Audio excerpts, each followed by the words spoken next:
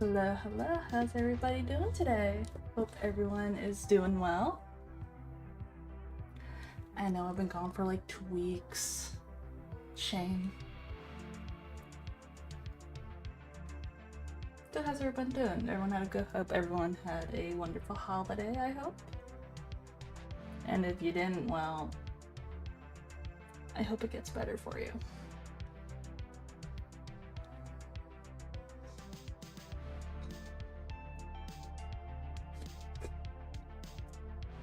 Well, I would love to say I was on break from being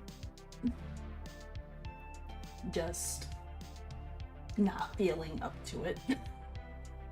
There's been a lot of stuff that's been going on in the background lately that I'm kind of like really excited to talk about.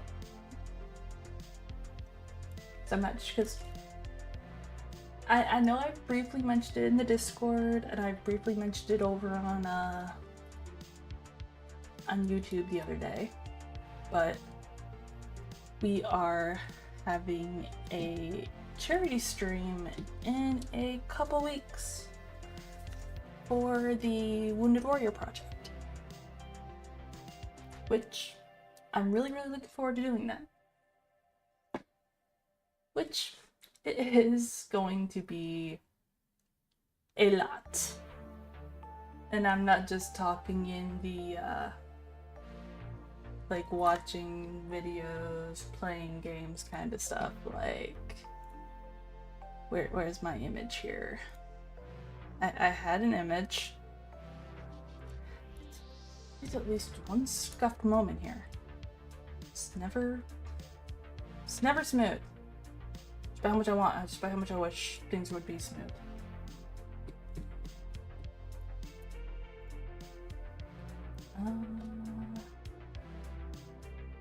Stuffing face with tacos can't make smart ass remarks. Well, that's fine. That's fine.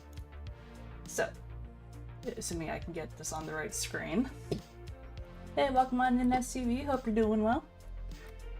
So, when I say a lot,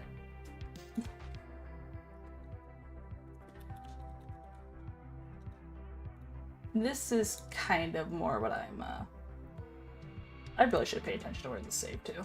Please be in my downloads. So, when I say a lot, I mean a lot. No, wait. Don't be bigger than my freaking screen, please and thank you. So, like, let me just move myself here.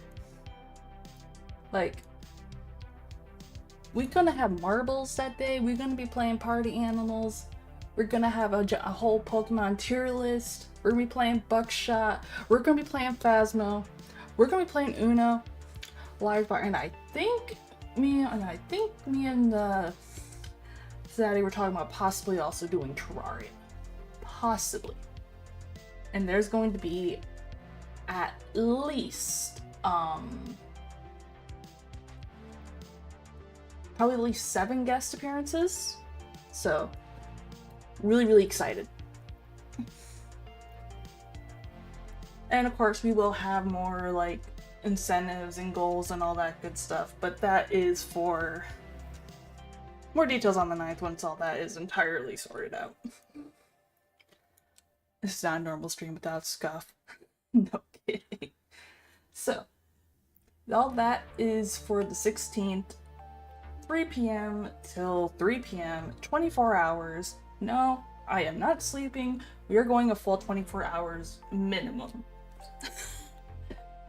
Am I a little insane? Probably. Do I care? Also no. Which, as always, for any type of like community games, y'all know y'all more than welcome to come on in and play. Y'all know the drill.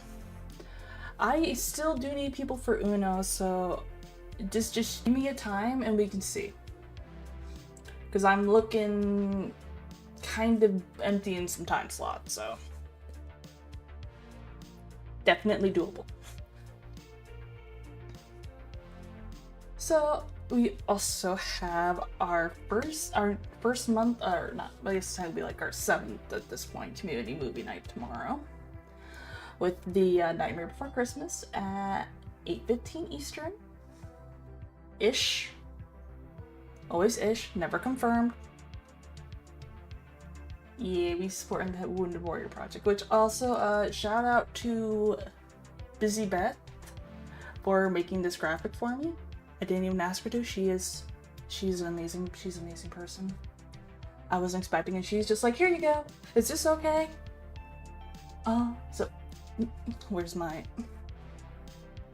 phone? We're having this kind of day today. So yeah, definitely gonna be like more updates on Twitter and Discord for that stuff coming up. As well as like incentives and all that good stuff. The goal I'm hoping for is, I'm hoping we can double what we did for Direct Relief back a couple months ago. That's my goal, but you know, if we don't reach it, that's fine too. Because you know, charity money is charity money, so it helps them. And I know that at least like, when I was looking, I believe it was they use at least 70% at least, so I know it's not money being completely wasted. A little insane. Excuse you? I'm not a little insane, sir. I am completely insane. I am batshit crazy. But that only comes out certain times. So, and if I can put that craziness to a good cause, well, that's what we're gonna do. That's what we do here. We have a good time, we kick ass, we take names, and sometimes I'm the one whose name's being taken, but we don't talk about that. So how's everybody been though? Good holidays, I hope. Safe travels for people. I know I was gone for like, I don't know, 2 weeks? Something like that. I can't be bothered to keep track of days. But yeah, so we got a lot, and there's still probably maybe 5 other movie nights we got this month outside the one tomorrow. And then also on December 24th, because I am off work, we are going to be having we're gonna have a little holiday party community night stream. And then on New Year's Eve, we'll be doing the same goddamn thing. Because fuck you, that's why. You're gonna have a grand old time. So, a lot going on this month. And I am also hoping, knock on wood here, because a lot of this is going to be heavily work dependent, the next thing that comes out of my mouth. I am wanting to bring back, some of you may remember these, I want to bring back the late o'clock streams. The after work streams that come up out of nowhere at like 1 a.m., 12:45 a.m. in the morning. Just because I miss you guys so much, and I don't like waiting until Monday or Tuesday to hang out, and I can never get up early enough to stream in the morning. So please look forward to it. There's snow on the ground. Are you sure that's snow? Sure it's not the other kind of powder? Oh yeah, Holiday Tired is for real. Like, we got, we got the food tired, we get all the leftovers, and then you get tired from all the leftovers. It's a whole thing, I totally get it. Like, and I wasn't streaming for like 2 weeks. I'm amazed I got videos uploaded.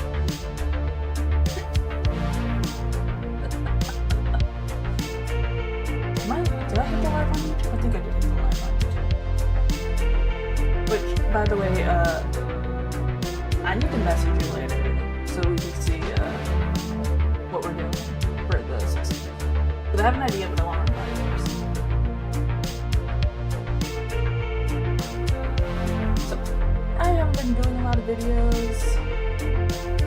that were suggested in Discord, so that's gonna be a lot of what days, because I had them all preloaded, locked and ready to roll, just never got around to it. So, we're doing it now. We just do these. And so, I'm going to need you guys to pick a number.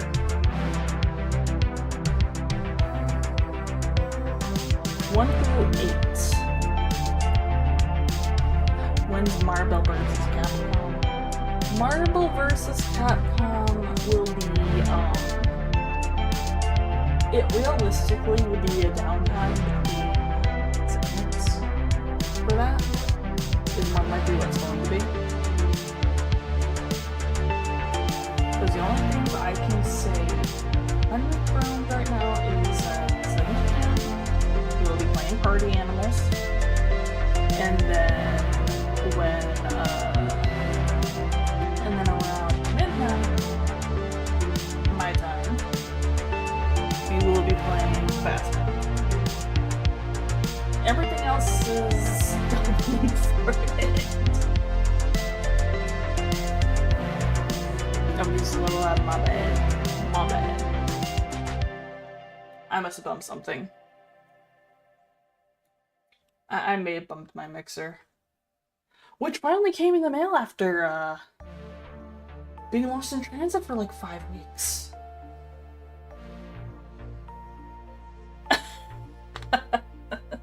When's Marvel? I don't know.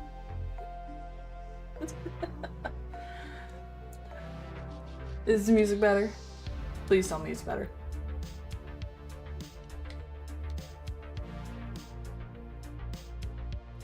Please tell me it is, or I'm going to cry. Because I do not need my stuff spazzing out right now after after 2 weeks, and you know I finally decided to freaking update, mix it up finally after I don't know how many weeks. So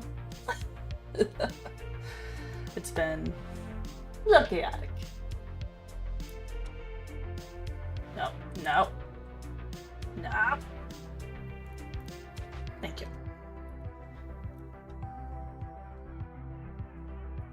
So y'all, pick numbers 1 through 8. Don't make me tie break.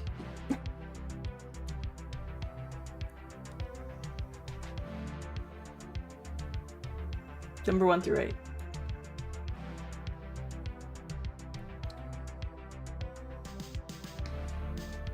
That way I can figure out where we're starting from. Whereas I'm just gonna keep going, pick one randomly.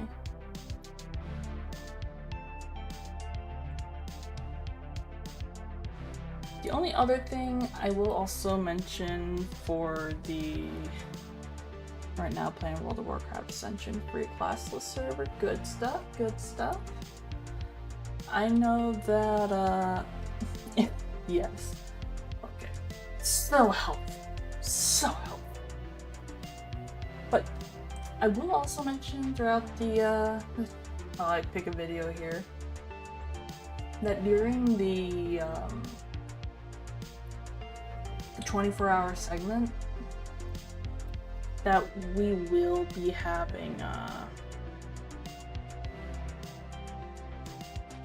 whatchamacallit. Okay. Glad to hear. I will say about with the charity stream that there will be giveaways during it. I'm not quite at full liberty to disclose everything that is available and that will be giveaway and all that. I'm not quite at full liberty right now to disclose that, but really hope you all look forward to it. 673. Oh my god, that's one of my old area codes. Y'all are terrible. Alright, so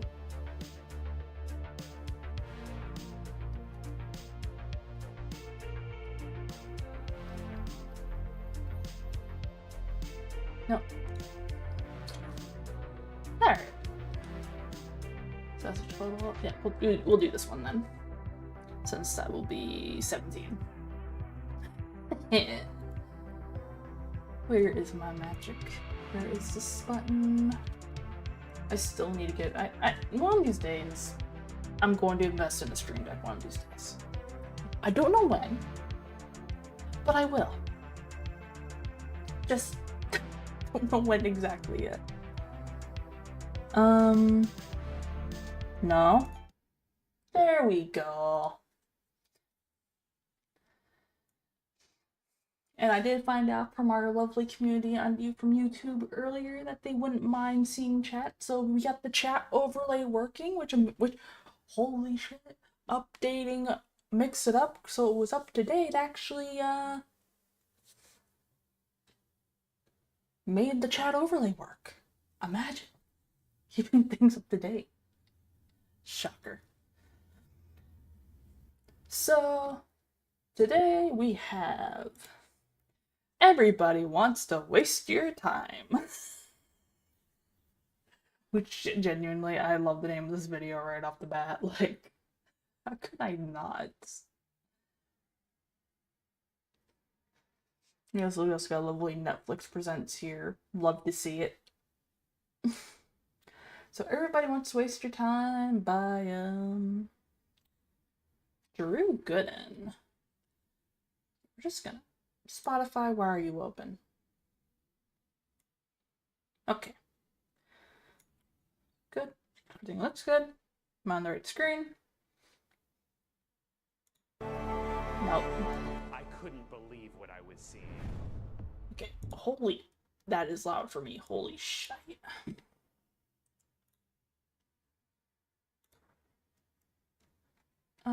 Sound mixer. Why are you so loud?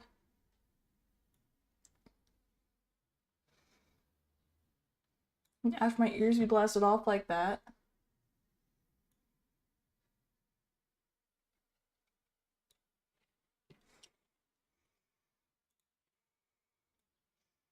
But I feel like that wouldn't help.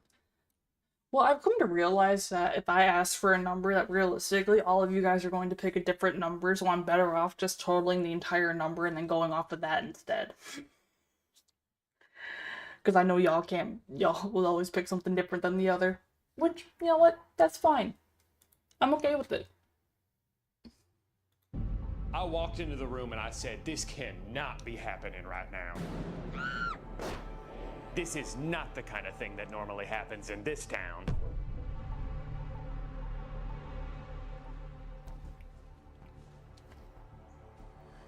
But this one was put in this request by, I believe it was Queen? Okay.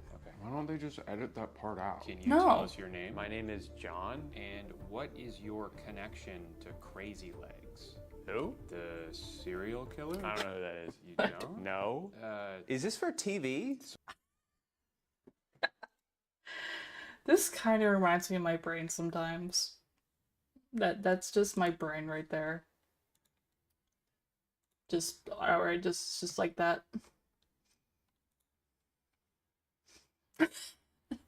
Sort of. Sorry, we must have got the wrong guy. Yeah, I think you did. I work at Hobby Lobby. Whoops. Not Hobby Well, Lobby. Could you tell us No. about that? Oh, sure. So Hobby Lobby is sort of a knick-knack store. So they're just gonna interview him anyway? It's a good place to work because we have Sundays off, and My brother in Ireland, just because you have Sundays off does not make it a good place to work. That's what saying working at Chick-fil-A is a good place to work. No offense if you work at Chick-fil-A. I'm not like religious or anything, but I just don't like working on Sundays. No, it didn't hurt necessarily. I just wanted to go to a dermatologist to make sure it wasn't anything serious. But then I found out that My God. if you bundle it with your home insurance, it's actually a little bit cheaper. How long is this? You know what's funny? Very I never long. understood the roadwork bind. People would quote it to me. Is this and I the would go whole along with it, but episode? Do you guys want to hear about the time I got my tonsils out? Oh my god, I'm done. This is so... I am so confused of what am I watching right now. Like, what the heck? I am so confused. Like, massive confusion. If you're trying to get me on a what the heck factor, you definitely have me. So stupid. The year 2005. My throat ravaged with strep. Hey guy, does anyone else feel like everything is designed to waste your time now, or am I being too cynical? Netflix documentaries are multiple episodes when they could have just been one 45-minute movie. Video games are too big, YouTube videos are too long, and please, for the love of God, stop asking me for my phone number every time I buy something from a store. I don't want to join your rewards program. I just want to give you money in exchange for a hat. Is that too much to ask? Sorry, I'll start with the Netflix thing. It seems like Honestly, I feel that way about, except not with phone numbers, but with emails. Whenever you go on a website, it's like, oh hey, can you give us your email so we can send you your our deals and coupons and all that other stuff? And it's like, please no. I don't want your 1.5 million spam that I literally went through my email the other day to try and clear it out, make some space. And I think I had around 8,000 emails were from just this year. And what the? No. Especially when I'm just looking for especially when I'm trying to look for one specific email. I'm looking for one little specific email to come in and see if they're going to be a yes or a no. And just... so annoying. So annoying. like half of what I watch on Netflix is twice as long as it should be. They always make it just interesting enough to hold your attention, but it's still pretty clear they're trying to stretch it out as much as they can. And I know it's not just me who feels this way, because I'll look up reviews after I watch something and they almost all say the same thing. Watchable, but it drags on, could have been tied up in one episode. Please, Netflix, stop trying to make a series when there simply isn't the content for a series. They made a documentary a couple years ago about the Cecil Hotel, a place that has, I'll say it, an alarming number of deaths associated with it. It's the site of that extremely famous elevator video of Elisa Lam right before she was found dead. So there is plenty of mystery to uncover here, but by episode 2, they were just interviewing YouTubers. Not people connected with the story, just a bunch of random dudes who had Googled stuff about it before. They keep calling them web sleuths, which I guess is the most official way of saying that you just woke up one day and decided that you are a detective. Well, since no one else has been able to crack this case, I guess it's up to me. Generally, yeah, and then they find out, and then they go look up something, and they're gonna make some really obscure comment that some person is going to grab onto, and then they're going to turn it into a giant conspiracy theory. That's what's gonna happen. Like that, they'll like take this tiny little detail, and they're gonna spin this into a whole conspiracy. I believe I did post this one. Trust me, bro. You know, there are very few people I will take a trust me, bro, at face value. And you are one of the few I would. And I'd laugh if I laughed at the one time. Give my boss's phone number. You know what? Yeah. I was guilty a lot of times to just look up the store number for the place before I go in, and then that's the number I punch in, and if it works, cool. If it doesn't work, that's fine. But I'll just tell them I'm not from around here, then they'll usually use some store card or whatever. But it's just come on now. one of the big things that separates a professionally made documentary from just any average YouTube video is the access they have to the subject matter. Anyone can throw together a video where they summarize a Wikipedia page, but the most memorable and revealing documentaries are ones where we hear the perspective of the people involved. I watched one on Hulu recently called The Contestant, and not only is this an absolutely insane story, but you get to hear it from the point of view of the guy it happened to. You also get to hear from the villain of this story, who is such a monster I can't believe he agreed to be a part of this. It's fascinating to see how proud he is of himself. Like, yeah, I tormented this guy and ruined his life, but you gotta admit, it made for a pretty cool show. But this is kind of the expectation when you turn on a documentary, that you're gonna hear the story from the people involved in the story. So when you put on an official Netflix docuseries on a streaming service that costs money to use, and most of it is just regular people offering their 2 cents on the same blurry video everyone else has watched, it kind of feels like a huge waste of time. It's so aggressively time wasting that I can't help but feel like that was the goal. Like, all right, we have everything we need to tell this story. We have other guests who are staying at the hotel. We have the manager of the hotel at the time. We have the maintenance worker who discovered her body. And in between interviewing them,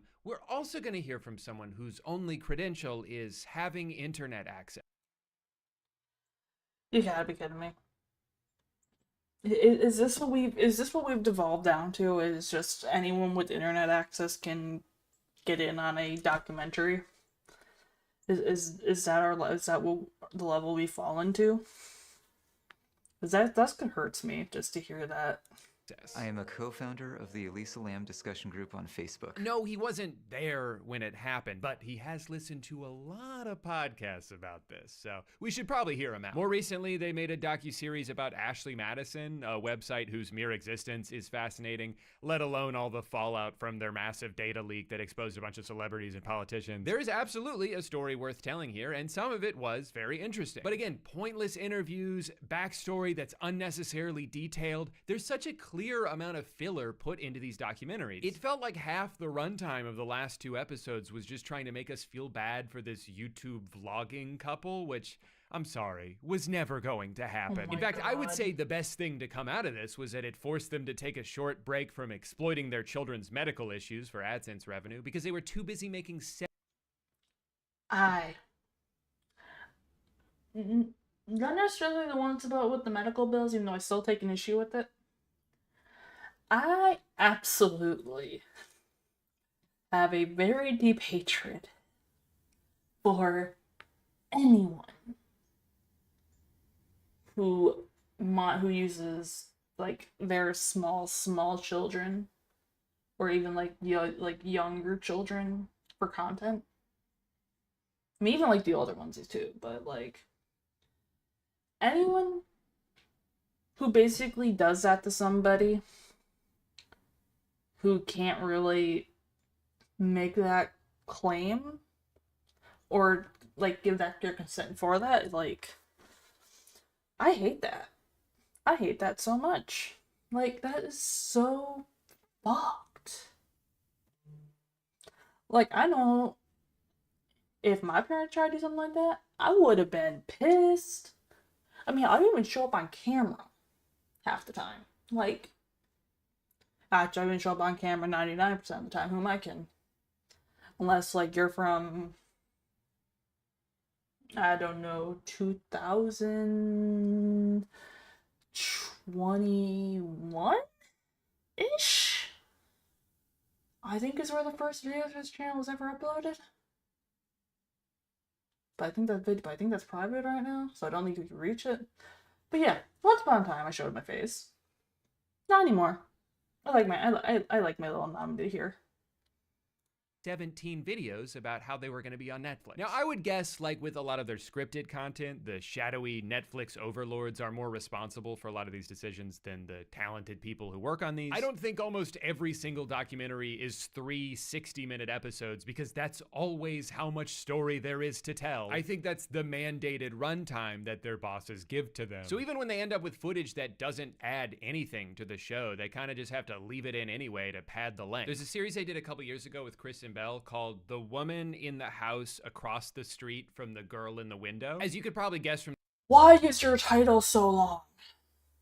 The title, this was a parody of like Lifetime murder mysteries, and it was a pretty funny show. I enjoyed it. But the whole time I was watching this, I just kept thinking, this should have been a movie. Why is this 8 episodes? Is it because they knew it would take me 4 days to finish instead of getting through it all in one night, therefore extending my subscription just long enough for them to make a little bit more money for me? You know, now that I hear that out loud, I'm pretty sure it's that. At this point, I just assume most of Netflix's decisions are made by an algorithm that prioritizes keeping people subscribed as long as possible and has figured out the best way to mathematically do that, even if it lessens the overall user experience. I think overall Netflix is trying to do too many things at once. They want to make good shows, but they also want to make a lot of shows. shows. Thank you and they so want much the for shows that to be follow, longer Liam. than they need to be, Hope but you're having a not in a way wonderful that would day. cost more money. And they need to move the plot along so no one gets bored, but not too quickly, otherwise the people who are looking down at their phones the entire time might get confused.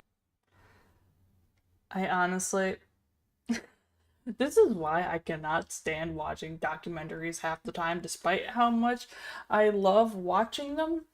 It's stuff like that that drives me absolutely bonkers. I remember the face reveal. Yeah, but you know, that was like, what? I think you might be one of maybe 5 people or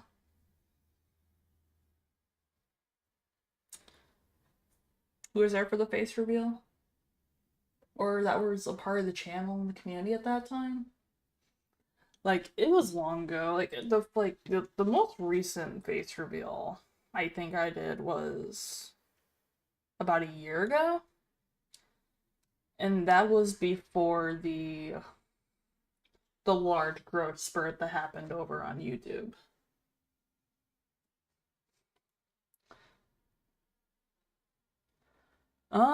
I don't think it is. Like, doesn't appear that way. Unless there's too much latency. We'd heard from so many showrunners who are given notes by the streaming channels that they say, this isn't second screen enough. The viewer is expected to be on their phone, kind of half doing something else while your crime drama or whatever is playing. And you just can't make it as complicated as you have because they're not going to understand it because they're only going to be half concentrating on your show. You know, when you hear stuff like that, it's actually not that surprising how often shows like Avatar would repeat the same information they just told you a few minutes ago. You're not supposed to pay attention when you watch Netflix. You're just supposed to put it on in the background so you have something to listen to while you make dinner. But like, if you're designing your content so that it's best consumed while half paying attention to it, why would I waste my time devoting all of my attention to it? On the topic of things that are getting too long, what's going on with YouTube videos? Does anyone know? I'm old enough to remember when the 10-minute mark was something videos got stretched out to. Now it feels like half the videos I get recommended to me are 7-hour retrospectives on like the penguins of Madagascar. And I'm kind of conflicted on how I feel about this. Because on one hand, some of the best videos I've seen on this website are well past the hour mark. There are multiple Defunctland episodes that have better storytelling and production value than any Netflix documentary I've seen. When H-Bomber Guy or Jenny Nicholson release a 4-hour video, I know it's not just because they're trying to inflate the watch time so it gets boosted by the algorithm. It's because they spent months working on it, and that's just how long the video ended up being. I'm a sucker for a comically in-depth review of a piece of media I've never thought about for more than 2 seconds. As long as the person making it is passionate about the subject and they put in the effort to make it entertaining, I'll watch just about anything. But I'm worried that some people are taking the wrong lessons from the success of some of these channels. They see that a very long video about a niche subject has the potential to get a lot of views, so it's almost as if they go into their video with the goal of making it as long as possible, even if there's not really that much to talk about. The current YouTube meta is to turn your video into a podcast. It's to pad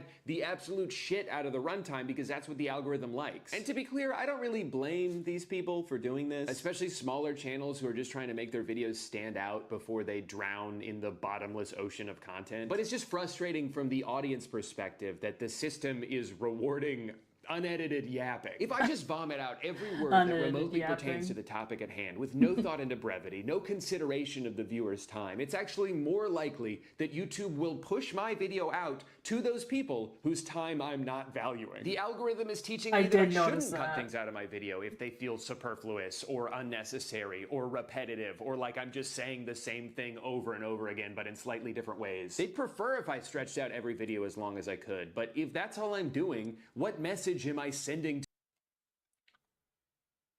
Reason number 7,000, I hate the YouTube algorithm.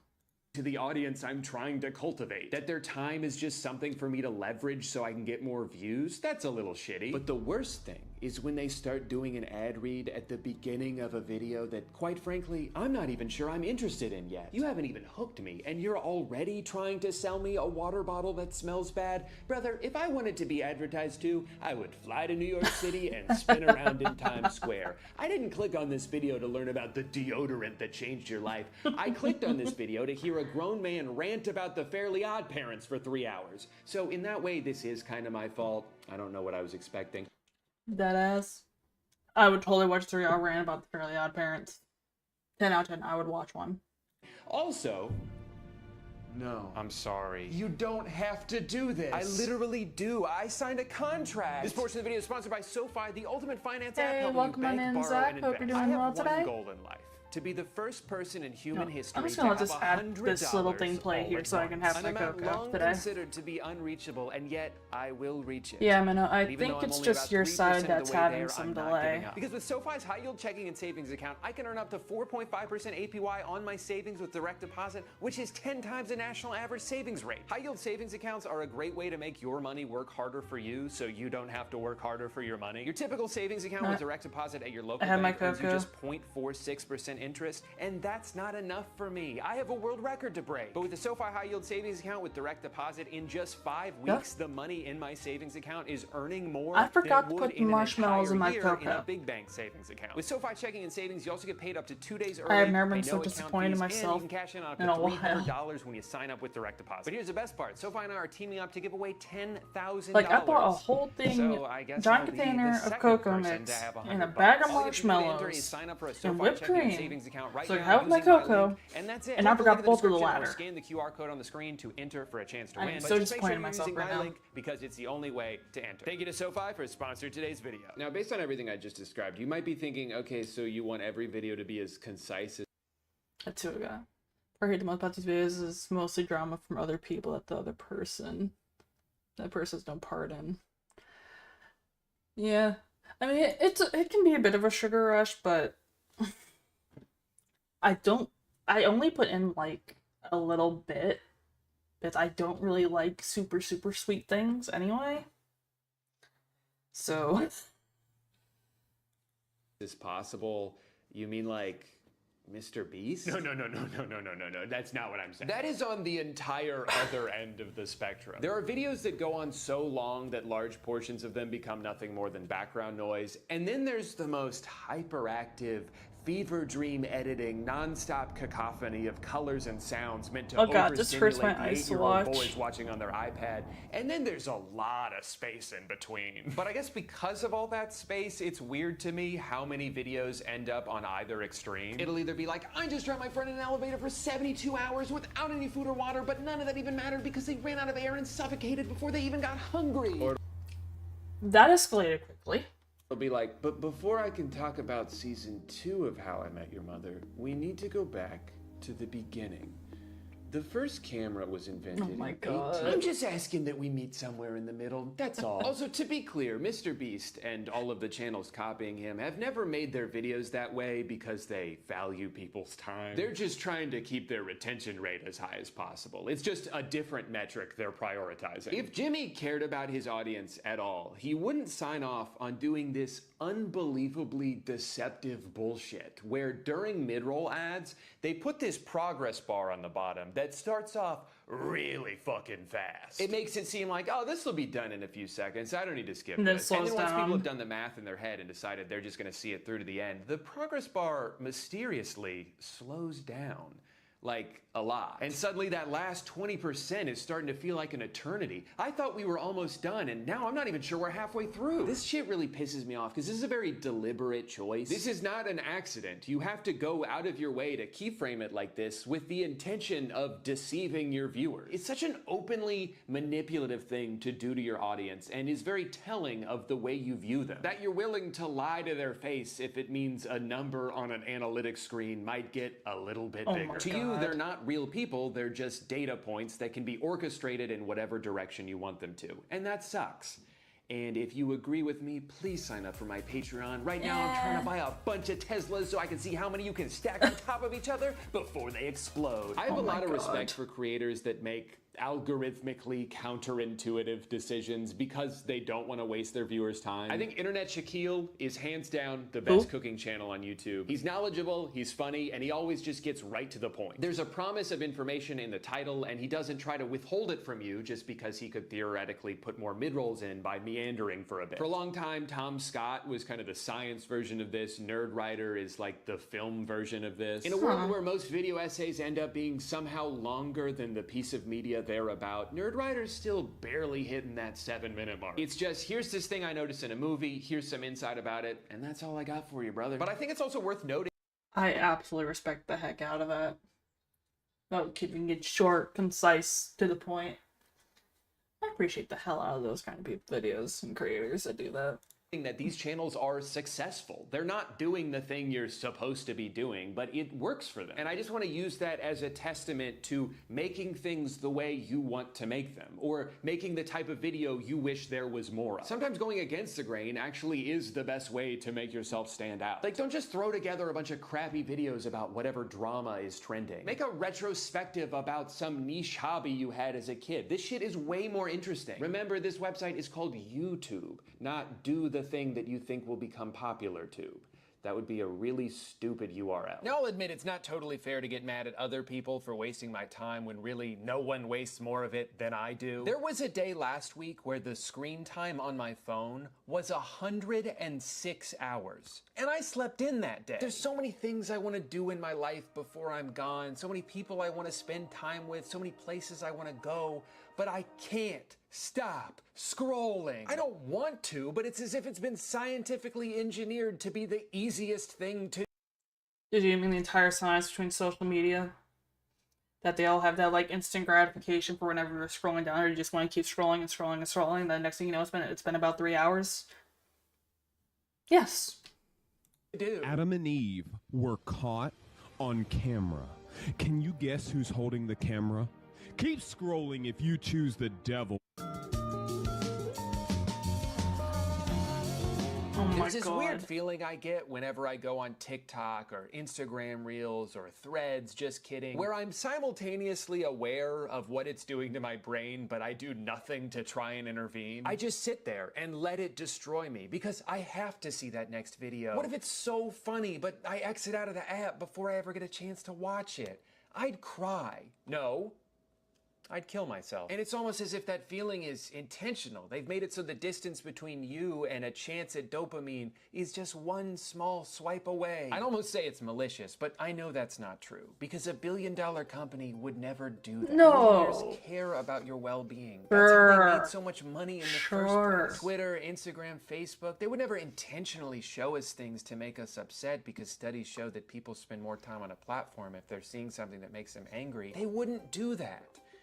Because that's not nice. This is what most of my timeline is whenever I scroll through Twitter. It's the most blatantly obvious engagement bait that has weaseled its way into being prioritized because it's successfully baited engagement. It's arguments about body counts and whether Nickelodeon shows were good or not. And it works on me. It has the intended effect when I see it. I was scrolling one day and I saw someone say, iCarly, Victorious, Zoe 101. And at first I had to squint for a few seconds because I wasn't sure what they meant by this. And then I realized they were saying the first two are good, LeBron James, and the third is sort of an imposter that doesn't belong. And I, in my head, got defensive. I was like, what are you talking about? Zoe 101 was good. It was certainly better than Victorious. How does this have so many likes? What's wrong with Zoe 101? And then I exited out of Twitter and sat in silence for a few seconds as I pondered what just happened. How I got upset that someone I don't know said a show from 20 years ago that I kind of liked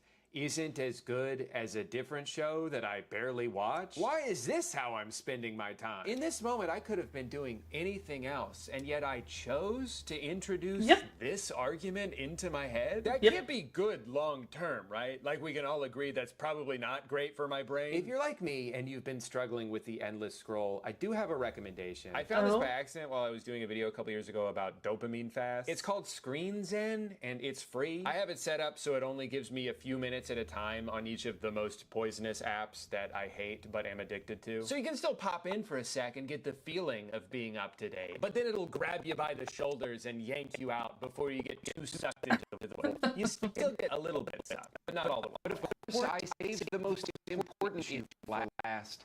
Video games are too big now, and I'm tired of pretending like they're not. When I was a kid, the idea of an open world game blew my mind. Up until a certain point, everything was very linear, very insulated. You load into an area, you do what you have to do there, and then you move on to the next place. But this idea that you could go anywhere in any order, what could be more immersive than a world that you could essentially live in? And boy, did I want to live in any other world than the one in which I played clarinet and got bullied by someone who also played clarinet. You're not better than me. We're the same. To me, open world games felt like the culmination of every technological milestone. It felt like the future of gaming. And then over time, it became the standard. It became what every game had to be. And then all of a sudden, it seemed like the goal shifted from making the best game to making the biggest game. I guess because it's easier to market something based on scale than to just come out and say, hey, the story's really good in this one, trust me. I started to get overwhelmed by games because of the seemingly endless list of tasks I needed to complete, the chores that I needed to do. And to be clear, I'm not talking about games like Crime Scene Cleaner. That's a great game, okay? I don't mind chores when the game is chores. I'll play Power Wash Simulator all day. I played Unpacking shortly after moving into this house, and I hadn't finished unpacking in real life yet.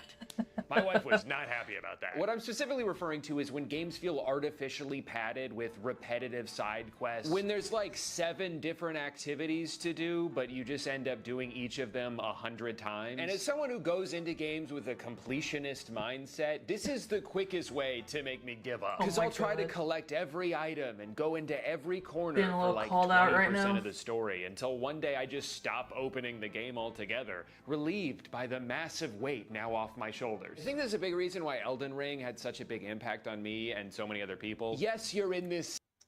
Okay, real talk. Who here has played Elden Ring? And is it worth getting? Because I've had my eye on it for a while, but I haven't pulled the trigger yet. I'm buying it.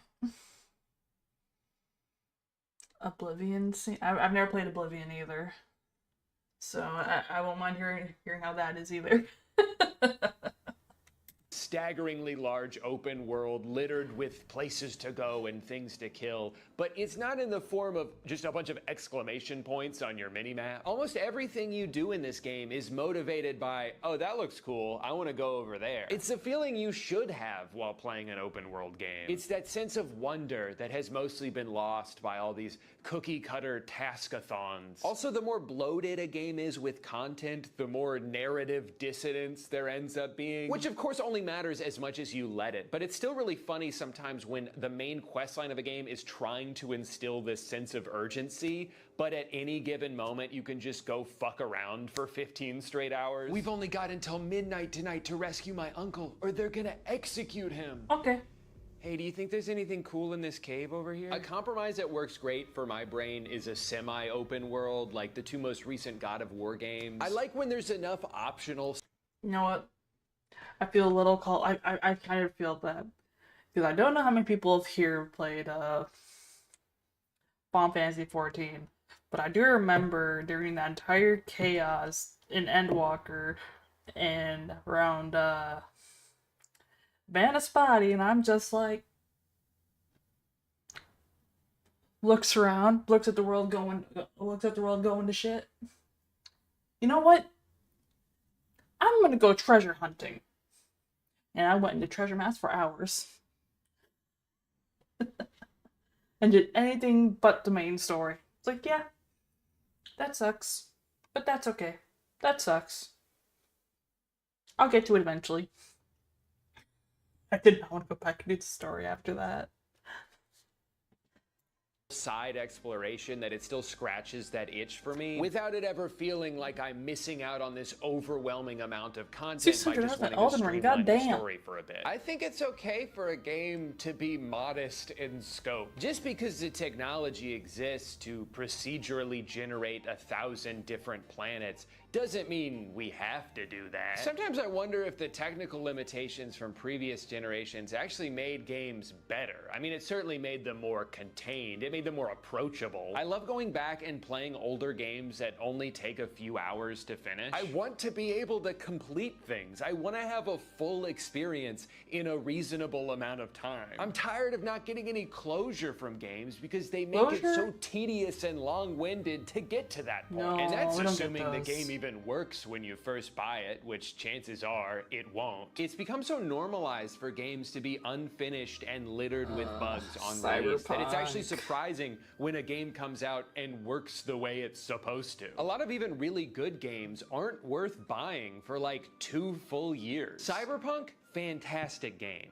In 2024. Oh my But I God, bought the this on Cyberpunk release mention. and had to slog through so many bugs, retread so many areas because of crashes, all before encountering an immovable obstacle. I could not progress the story because every time I tried to initiate this cutscene, the other character would not say the next line he was supposed to, so they would both just sit there in silence indefinitely. Oh I my couldn't God. continue the game past this point, and I was like 10 hours into it. I had a similar game-breaking experience with Dying Light 2, Metro Exodus, and I'm not even touching Starfield anytime soon. The bigger a game is supposed to be, the more I don't trust it to be a complete experience when it first comes out. It usually takes years to fill out all the missing pieces, so I'm not gonna waste my time or money on what I assume will be a significantly worse experience than if I were to just wait until it's on sale in 2027. But in a world of titles forced out prematurely by a deadline that was never realistic, nothing feels quite as egregious as the yearly full-priced sports game. You spend 11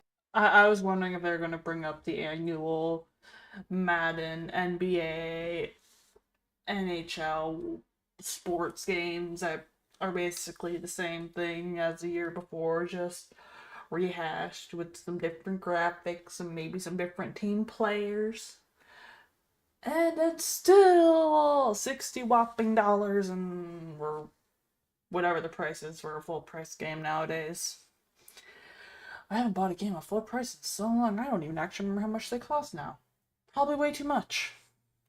11 months building up a player or a team or a general manager if you're a weirdo like me. And then as soon as the calendar flips over, you gotta start from scratch. All right, everyone, time for the new game. Yes, it's $100 again, but we've made so many $100? $100 for this? Are you for real?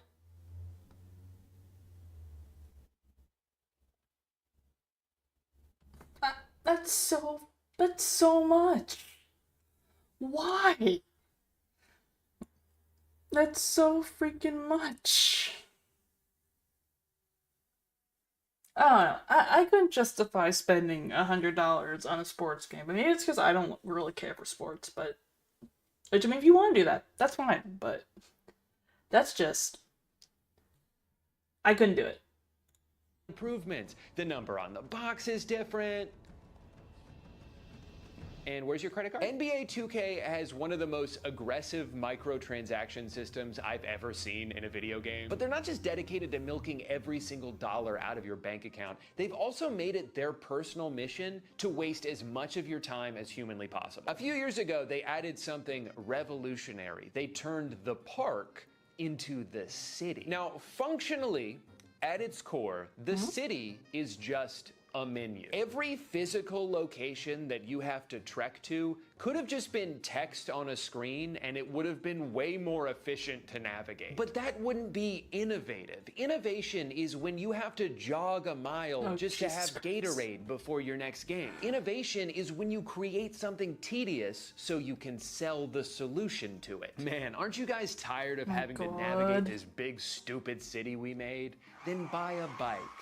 It's $10, fuck you. Imagine if every time you turned on your computer, you had to make a little guy run across town just to go to the Gmail store. Oh shit, forgot my password, gonna have to sprint over to City Hall. I feel like every single element of this game is designed with the goal of wasting your time. Whether it's getting interrupted in the main menu to show you 2 separate ads, or a halftime show you cannot skip even if you press X the whole time. Don't get me wrong, this halftime show is great. They've got Ernie, Kenny, Shaq, my 3 favorite guys. They show highlights and relevant stats, they make jokes. By sports game standards, this halftime show is fantastic. But there are 1 million games in every basketball season, and I don't want to watch 1 million halftime shows. I'm just trying to speed run to the playoffs so I can take a virtual trophy home to my real life Orlando Magic. Is that too much to ask? Yes.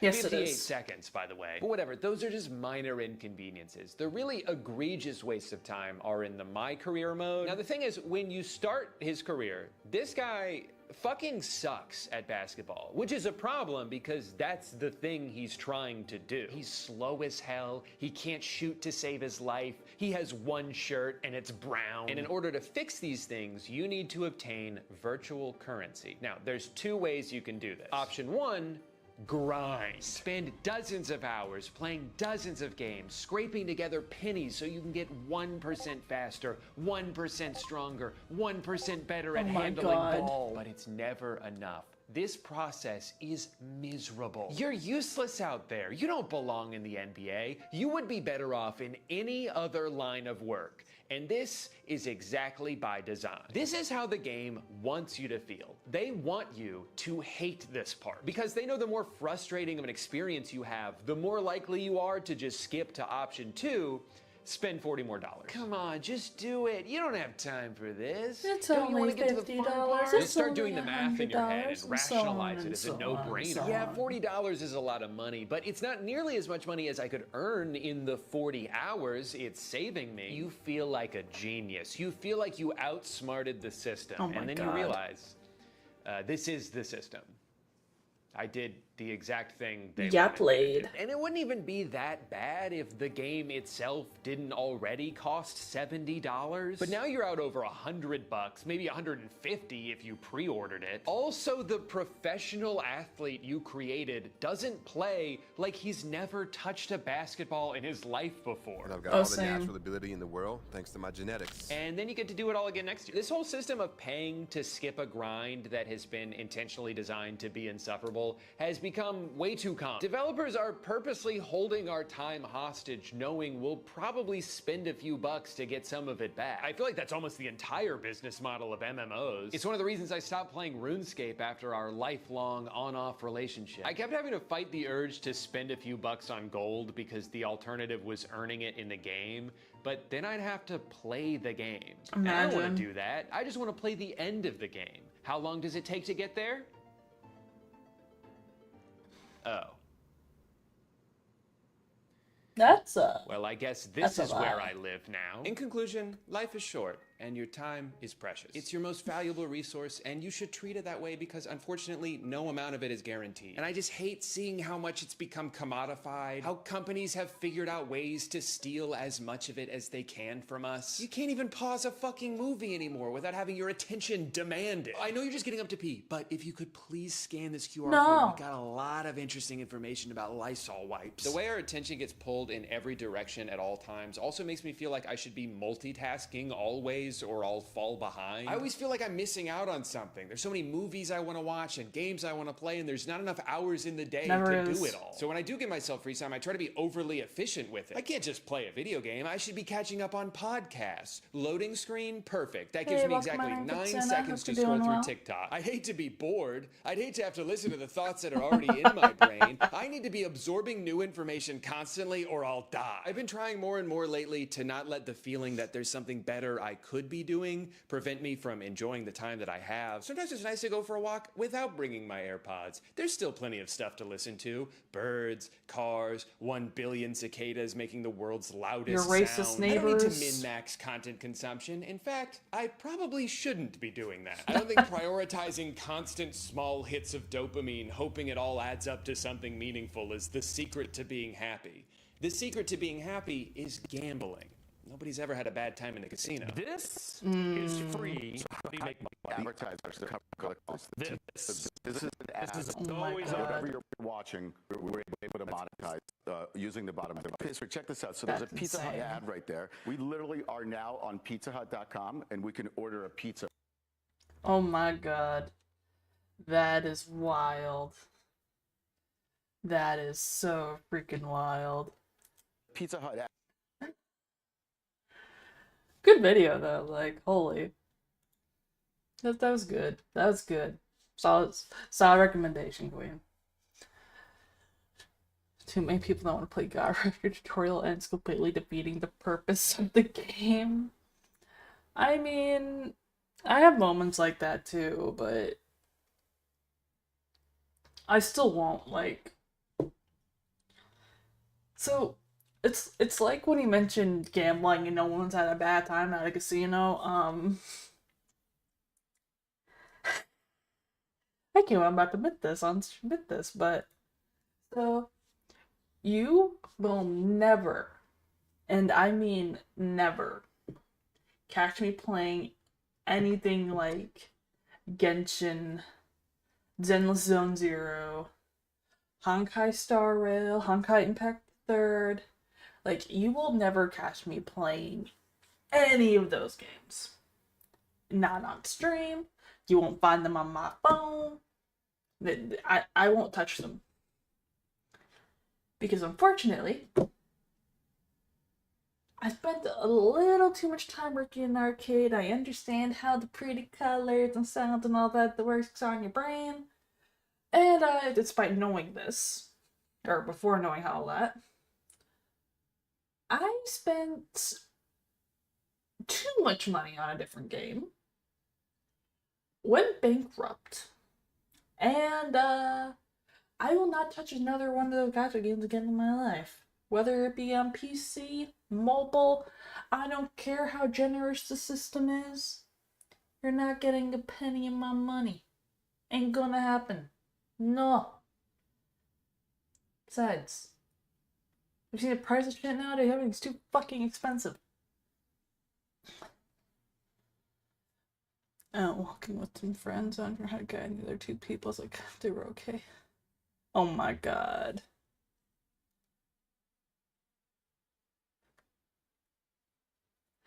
That's wild. That's freaking wild, Queen. Like, I can't even imagine that. That's just insane. Okay. What else do we got today? Close this one.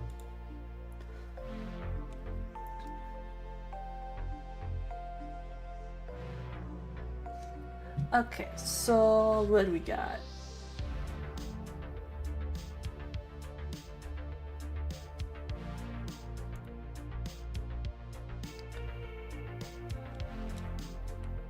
What do we have here?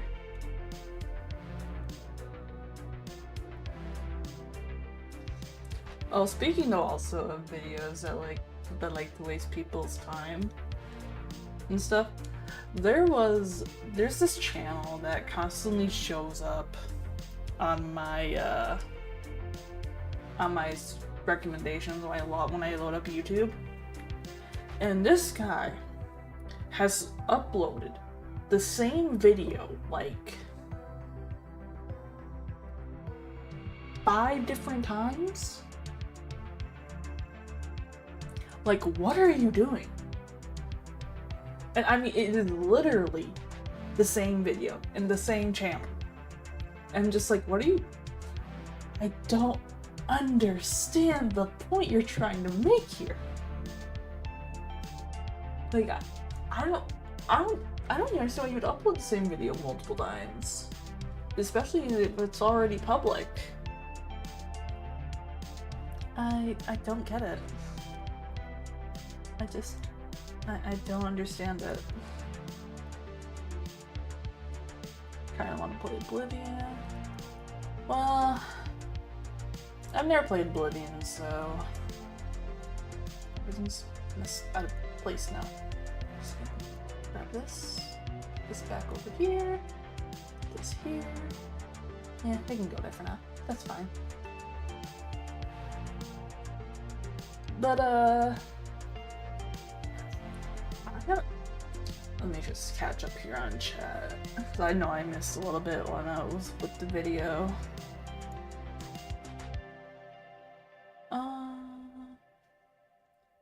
Elden Ring. I mean, we'll see. I don't want to necessarily commit to something and then not be able to do the follow-up. Because that's just one of my pet peeves, so I'll have to get back to you on the Elden Ring. I do remember Cyberpunk being the hot mess it was when it came out. Like, I got it. I got through maybe like a couple hours, and then it just I couldn't handle the bugs at that point. It was just, nope, I can't. It's too much. I can't do it.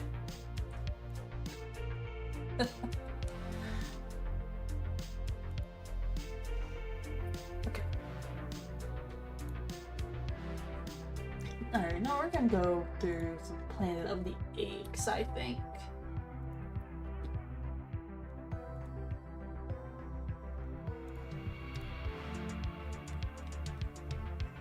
Once I figure out where my OBS just went.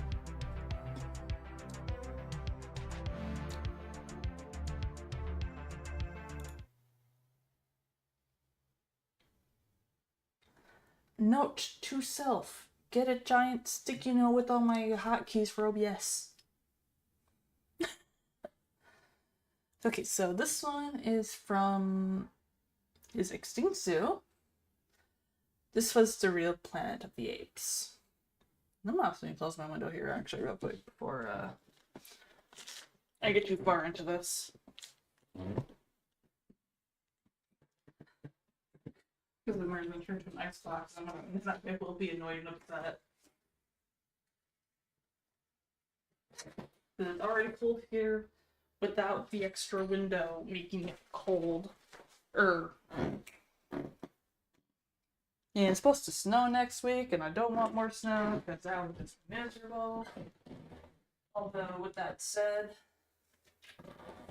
I would not mind a good couple feet of powder so I can go snowboarding. I wouldn't oppose that, though.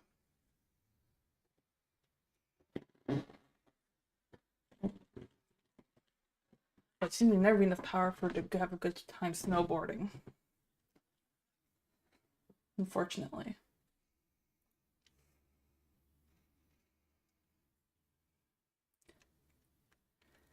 My only warning for Elden Ring is that the DLCs are damn near possible past New Game 3. Well, I will be happy to let you know that the last time I played a Souls-like game on stream, it did not go well. So I'm not gonna worry about hitting the initial. Worry about hitting the Elden Ring DLC, but I gotta worry. I have to. My first goal will be getting past will be beating the game itself first. Like, I think the last Souls-esque kind of game I played was what was that game called? Has a little has a little fox with like a shield and a sword. Can't remember what it was called. But I ended up getting I ended up finishing it off stream because I got stuck at this one boss for so long and I couldn't bear just constantly streaming and losing to this one freaking encounter. So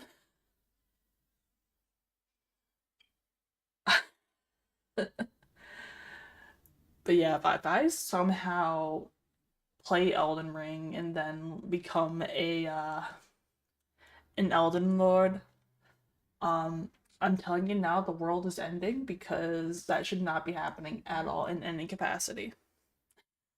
I mean, I suppose theoretically it could happen, but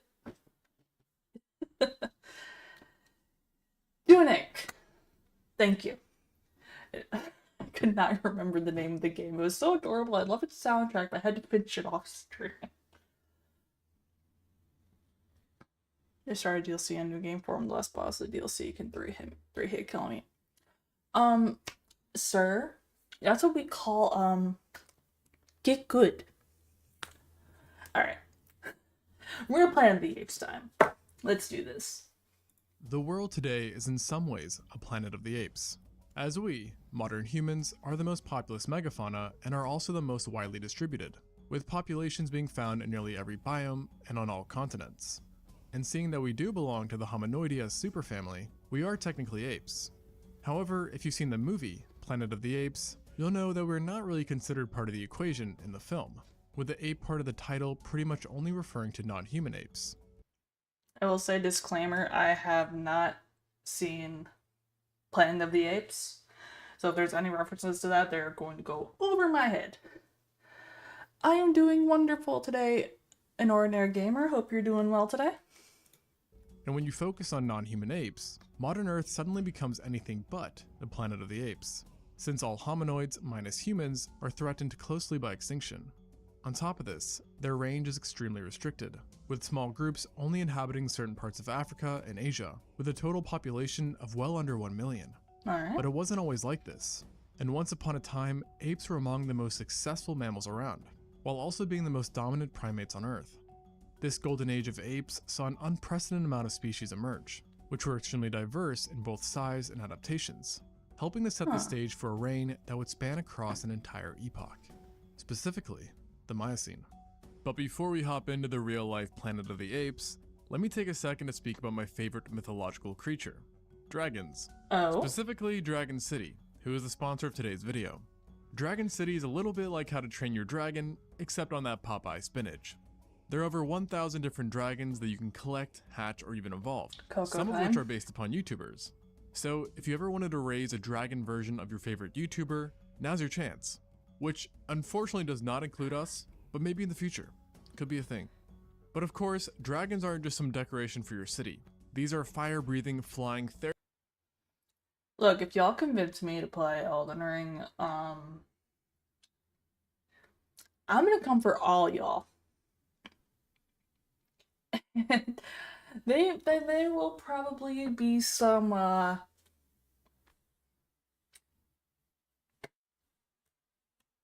what do we call it here? Which will also get you a special bundle with 15,000 food and 30,000 gold, as well as the very rare Iceling Dragon to get you started. This time period first began approximately 23 million years ago, following the end of the Oligocene. And while its entirety is associated with apes, it actually didn't start with any apes around, since during the very first days they had yet to evolve. Though this did not last very long, and it's believed that a mix of overall primate diversification and an uptick in temperatures worldwide led to a member of the Catarrhinae, otherwise known. Why is my sound being weird for this video? What's going on here?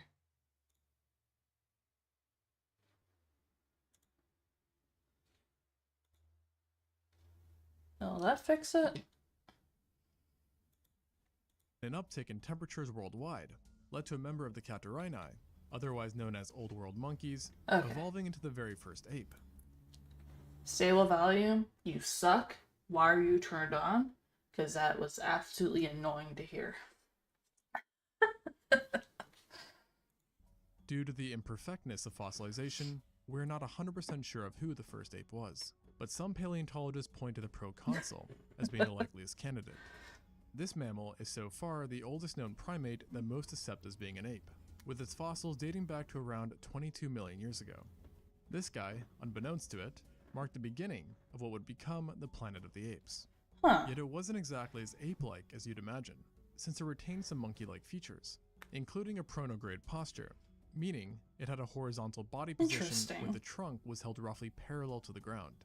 Ultimately though, it was still unlike anything before it, with some of its more ape-like characteristics including a stabilized elbow, no tail, being larger in size and having improved grasping abilities.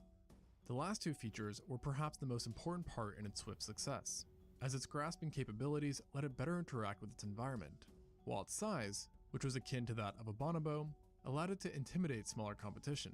And within a short period of time, it became the most dominant primate within its environment of Kenya and Uganda, where it lived in subtropical forests, sustaining itself on primarily raw fruits.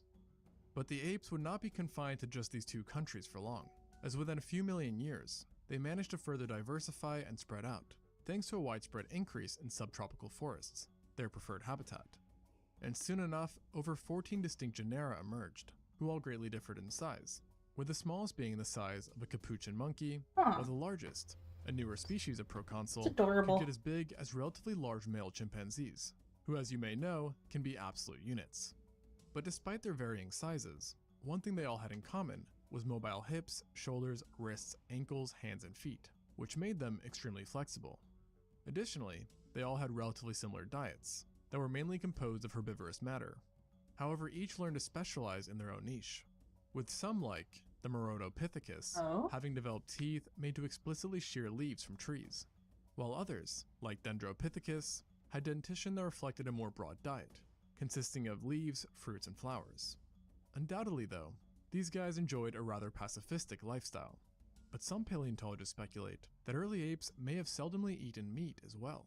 They were also by no means defenseless, seeing that each had canines which could be used for a variety of tasks, including interspecific competition and warding off would-be predators. These adaptations, though, were surely important, and before the end of the early Miocene, the apes had already achieved a higher level of diversity than seen today, and excluding humans, they had also established a larger rule. When I'm just gonna look here at this map.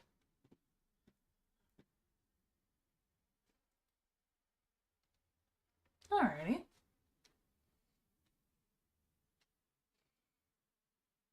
going off of how many countries they could be found in. Yet what these early apes built, so to speak, was nothing compared to what was coming. Because just over 16 million years ago, these primates got a huge boost from Mother Nature, which involved a global drop in sea levels that formed a land bridge between Africa and Eurasia. Many mammals at this time took this opportunity to branch out, and so did the apes, with some paleontologists thinking that it was specifically the Afropithecus and Heliopithecus who were the ones to rise to the challenge, likely passing through Saudi Arabia, where they then offshooted into both Asia and Europe.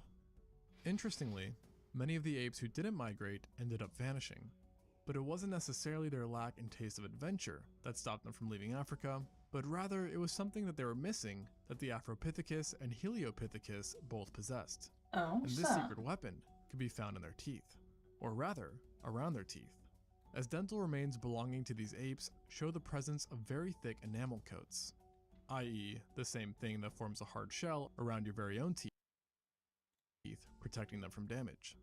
The unusual thickness of these prehistoric apes' enamels was likely the key to theirs and their descendants' success, since it made it possible for them to eat a wide range of hard foods, like nuts, which are also more common in Eurasian forests.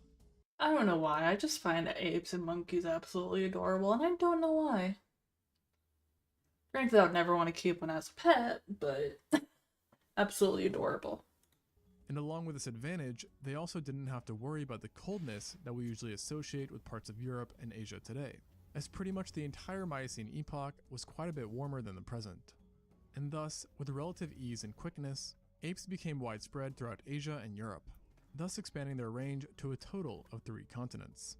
This expansion ultimately led to even further diversification, with Europe alone yielding more than 16 different species. To have witnessed Europe during these times would have been quite mind-blowing, as unlike Asia, which still has some surviving apes, Europe is totally apeless, barring humans, that is. Unfortunately, limited remains have led to very little known about many of the European members. Now I'm wondering, why are there no more apes in Europe? Like, is it just like a giant case of like just urbanization and what do they call it? And just society's overall expanding? Or is it a little more natural than that? but we do know a bit about a few, one being the Oreopithecus. And no, sadly, its name has nothing to do with Oreos. Aw, dang This it. ape could be found in Tuscany and Sardinia, where it lived in swamp-like habitats. But it Oh, wasn't its habitat swamps. that has fascinated researchers, with its real crowd pleaser being its ability to stand on two legs. This is obviously a huge deal, yet this ape wasn't a biped like how we or some of our forefathers Wait, were. what? Rather, it achieved an erect posture by turning its big toe to a 100-degree angle in relation to its other toes. That looks absolutely uncomfortable. Like, holy heck. Like, just imagine, just trying to do something like that with my hand just feels weird. Just...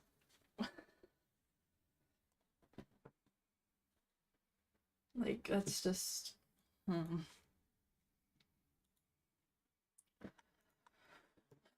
It's probably why there's no sloths in the US. I mean, maybe. I don't know much about the sloth stuff, so I couldn't really say for make any important comment on that. Which essentially turned its foot into a tripod. This ultimately allowed it to prop itself upright in order to stand taller and better see predators, like the Machairodus and Metylurus. Yet the tripod technique was overall still flawed, as any meaningful locomotion would have resulted in the Oreopithecus becoming unbalanced, thanks to the angle of its big toe.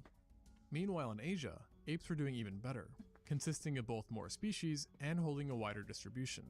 And a select few could actually be found in both continents, such as the Gryphopithecus, who resided in Central Europe and the Asian part of Turkey. It is also in Asia where you would find an ape that you might recognize, a gibbon. This is a family of apes that are still kicking today within certain parts of Asia, being represented by the Hylobates, Hulak, Nomascus, and Symphalangus. And while these modern gibbons can be traced far back in time, they weren't the ones that were around in the Miocene. Instead, the Miocene gibbons consisted of Euonmopithecus and one unidentified genus, but they both resided in China. Preliminary studies suggest that these prehistoric gibbons were close in size to modern ones, and could have been remarkably similar in appearance and behavior as well. If accurate, this would mean that they showed low sexual dimorphism, did not make nests, and participated in long-term relationships, unlike many other apes. Additionally, we could expect these guys to have been tree dwellers, who used brachiation, a type of locomotion that involves swinging from branch to branch. We also know that there is a chance that these apes had a partial taste for meat, since extant ones have been observed both hunting small birds and consuming bird eggs. This possibility of eating birds may make gibbons seem a bit nefarious, compared to other Miocene apes, but it did not necessarily make them more dangerous. And in reality, the other Miocene apes were all possibly still quite aggressive despite having more mundane diets. This is because primates in general are typically ranked above other mammals when it comes to displayed aggression, which is a result of primates, especially apes, being extremely territorial and social. Some scientists have also speculated that intelligence could be a part of the equation as well. Of course, though, we don't know how smart these prehistoric apes were for certain, but the general consensus is that like most apes of today, those of the Miocene most likely demonstrated above average intelligence for a mammal, perhaps even cooperating in a rudimentary fashion. Hey, Pokemon and Evo, hope you're doing well. Tools. An hypothesis based off the fact that even you get the anime voice actor stuff out of here. It's not possible. Not gonna happen. Never. Capuchin monkeys, who are not apes, are sometimes known to use large stones to process tough material. That being said, none of the apes mentioned so far were likely as smart as the primates you typically associate with intelligence, as they were not great apes. Not to worry though, because the golden age of apes did in fact see the rise of the great apes themselves. It's not certain when or where they evolved, but it's thought that roughly 17 million years ago, great apes had almost certainly already split off from the others, and just 4 million years later, they, like their lesser relatives, could be located in both Africa and Eurasia. With the great apes around, things drastically changed, and new heights were reached thanks to distinct differences between them and other apes. These differences included larger brains and larger body sizes, the latter of which is what inspired the great in the name Great Apes, with the average Miocene genus having been about the size of a chimpanzee. Some, though, got quite a bit bigger, as demonstrated by the Indopithecus, the biggest primate to have lived during the entire Miocene. Its name, meaning the Indian ape, nicely reveals that this great ape inhabited India, with its fossils specifically being restricted to the northern regions. Most of these fossils consisted of teeth and sizable jawbones that were so big that paleontologists used to think that Indopithecus wasn't a valid genus and that its Awesome. members were really Gigantopithecus, which is the biggest primate here. currently known to have ever lived. This stature also led to its scientific name, Giganteus, which speaks for itself. And currently, modern estimates paint it to have been about 5 feet or 1.5 meters tall, while being about the same weight as a gorilla, Earth's current largest primate.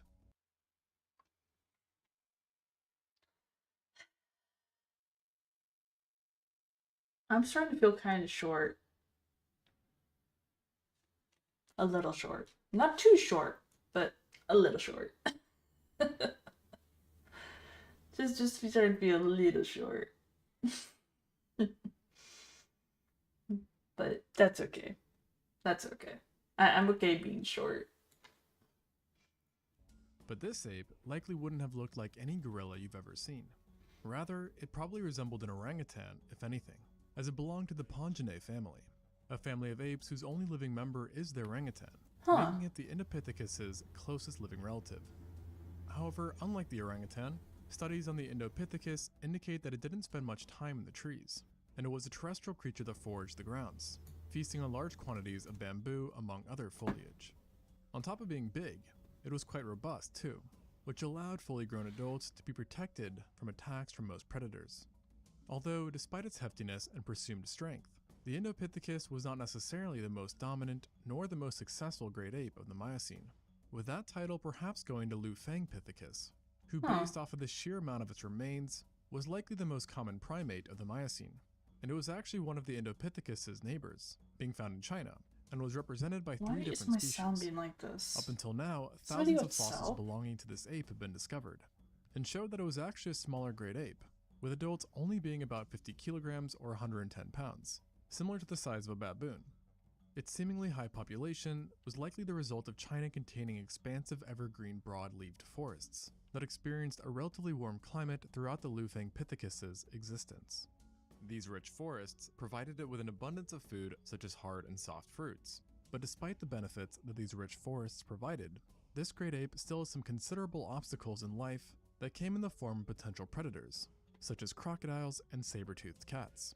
Disease was also quite rampant, evidenced by multiple specimens bearing signs of gingivitis, a form of gum disease that is relatively common amongst humans today.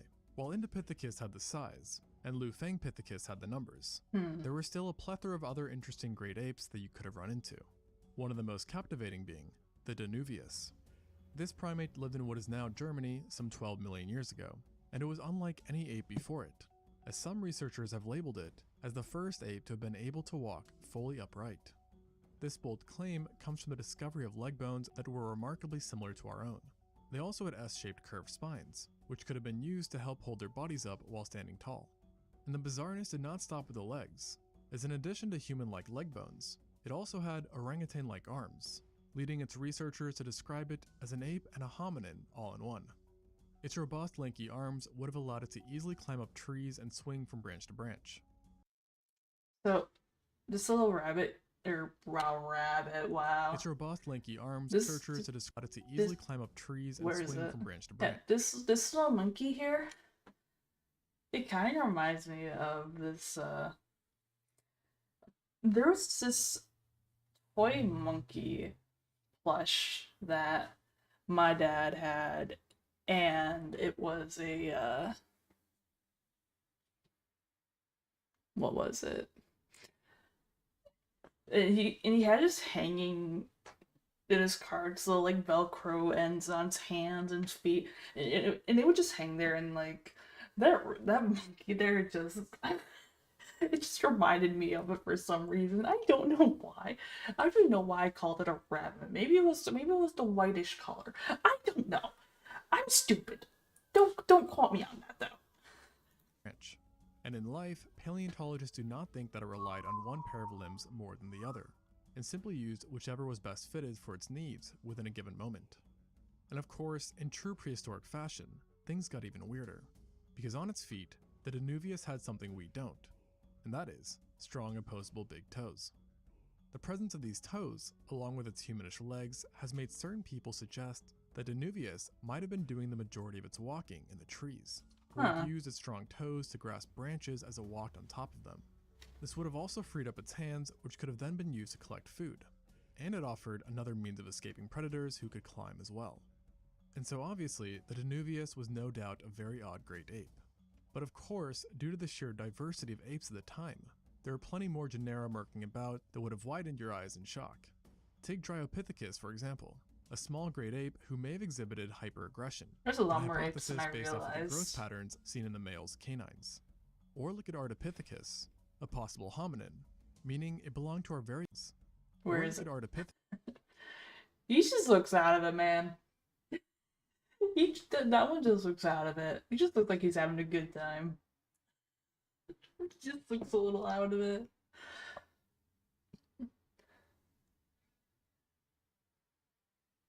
I need to look up pygmy marmoset. More apes than I realized. You know what? I'm gonna let you have that one. I'm gonna let you have that. What's this called? Pygmy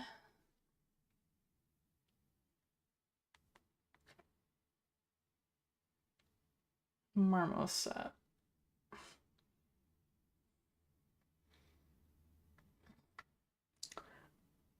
Oh my god.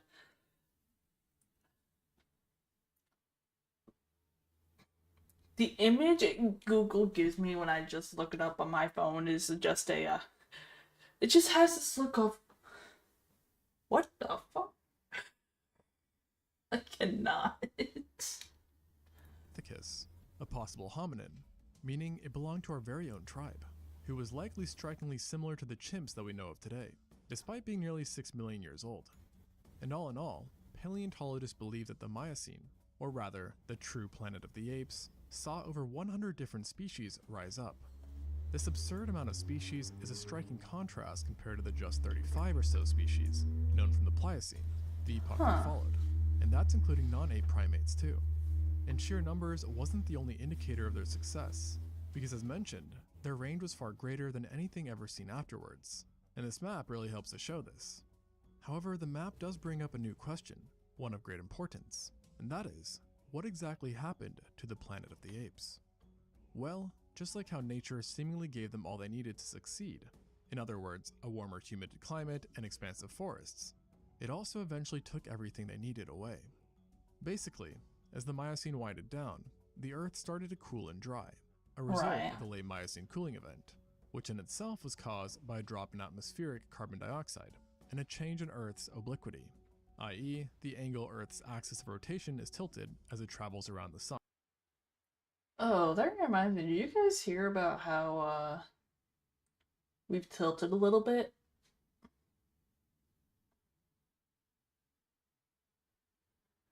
Like the globe itself? It's an interesting bit.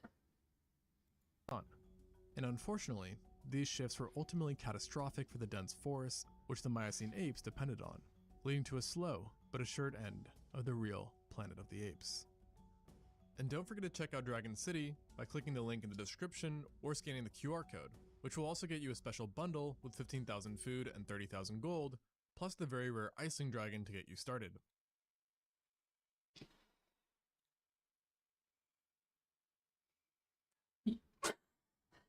No, I'm not tilted. I'm not tilted, bitch. I'm fabulous.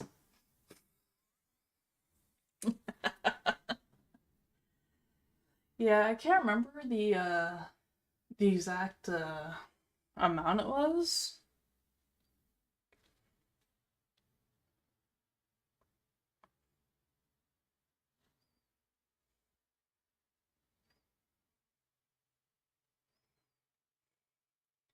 Now it's gonna bug me.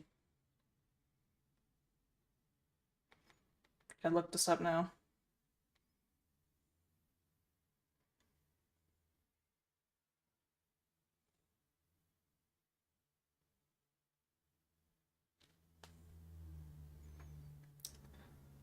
We tilted 31.5 inches.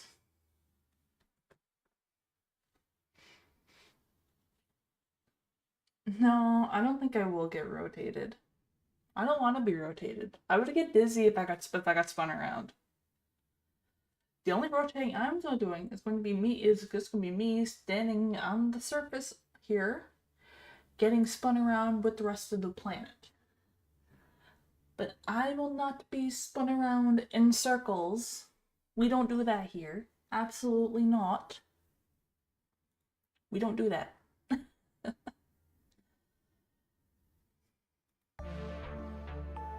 We do not do that at all. Like, no. Absolutely not.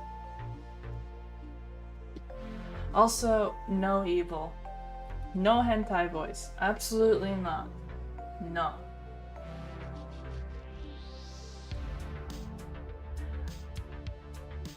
You know, reading the Hot and Cold comment just made Katy Perry's Hot and Cold pop in my head, and I almost started singing out loud, and y'all don't want to hear that.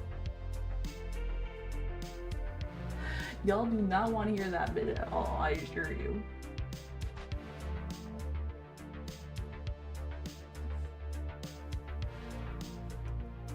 You would need to, like, you would need to try for that. I think you needed to do something like that.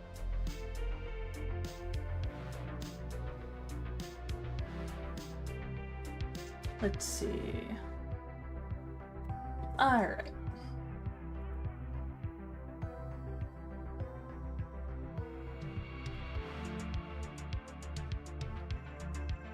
Alright, 1 through 5.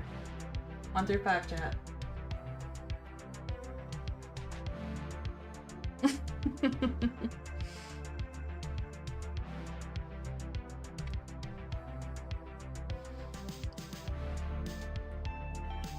Singing for charity can't happen because it's not the charity event yet. So, tell you what. I will make it, I will set it as a goal. Zaddy, you stay out of this. You stay out of this.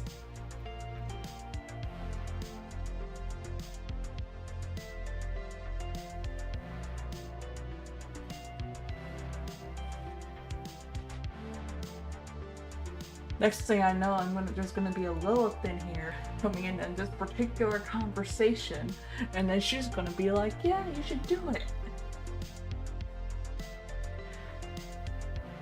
So,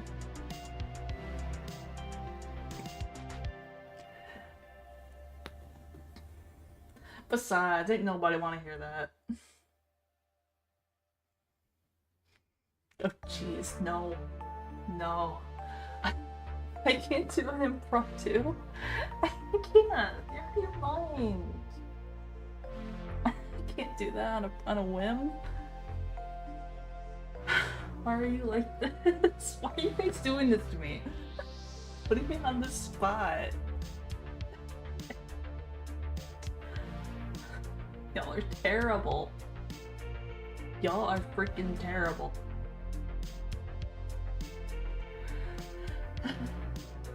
Can't. Y'all. No. You're not getting this. You're not getting this.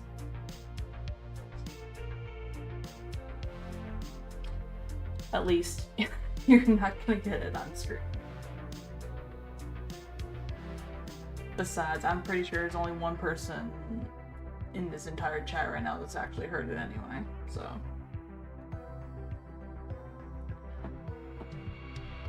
So, no. You're not getting me.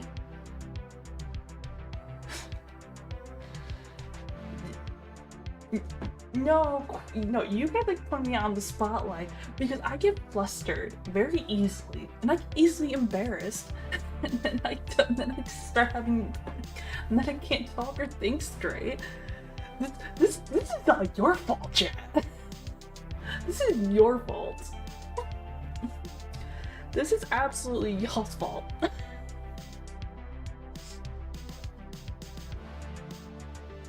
Besides, I don't have a good mic for this anyway. Or the hardware. or like monitor software, make sure it doesn't like peak really badly or something. Like I can't do it. I can't. There's no way. Nah. Not on a whim. Like, so y'all wouldn't know this, but when I was getting out the when I was talking about this charity event here that we're doing in a couple weeks, the entire meltdown I was having with the responses starting to come in for looking for people to join in, like, my brain got so easily overwhelmed with it. I was having a whole full-blown meltdown that I had to take a walk outside for a little bit to just cool my head before I was able to go live and not be this giant overhyped mess.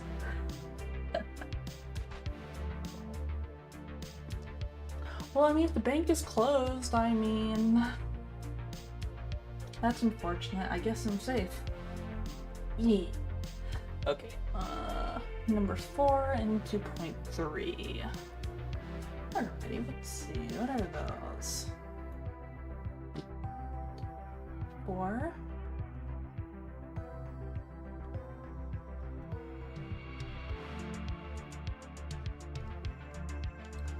Alrighty.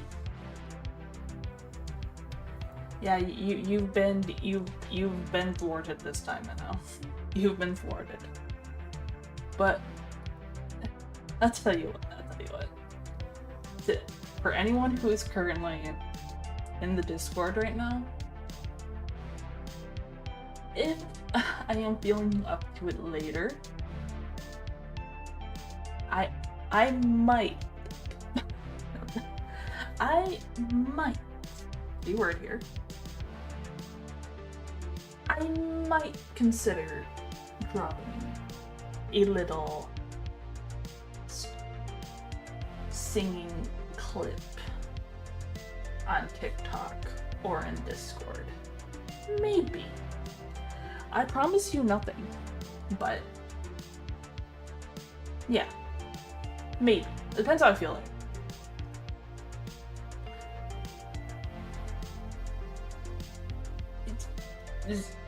You stop that. You stop that, sir.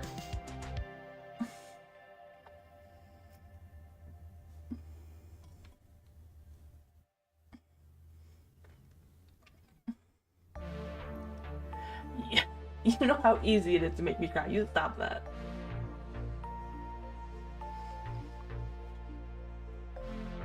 Don't change the subject here, I'll turn you into Ursula from The Little Mermaid to get used to. You turn into Ursula? I'd pay you to see that. And changing your profile picture doesn't count.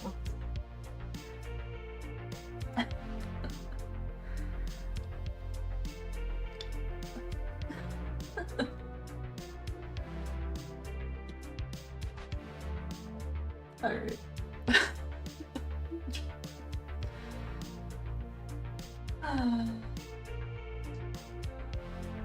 Honestly though, it's more of a note that like my throat is still kind of like scratchy right now. And I haven't like properly warmed up my voice in like years outside of the 'cause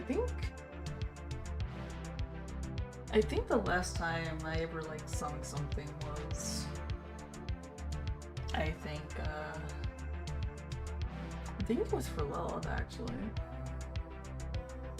And even then, like I was this whole like giant nervous mess, like even though like it was one of my favorite songs, like I know the song very much so, and it was just like I still feel really nervous doing this, and which, you know, it's kind of funny because like I do have a goal for next year that does involve like doing a cover of a certain song But then there is a thing in the back of my head that is still screaming, abort mission, do not do it.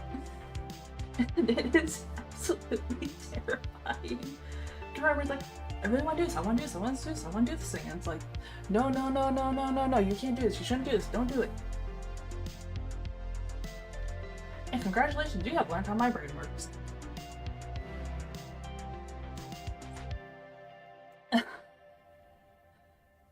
But like, I guess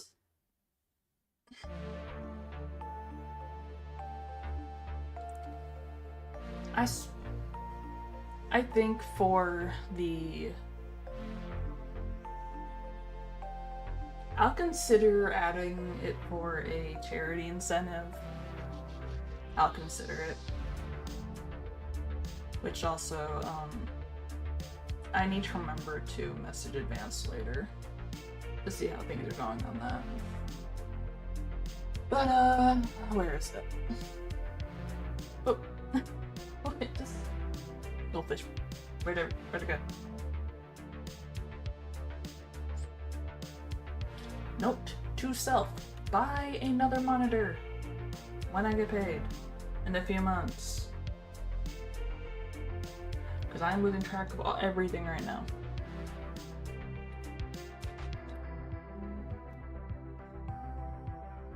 Abort? No, we ball.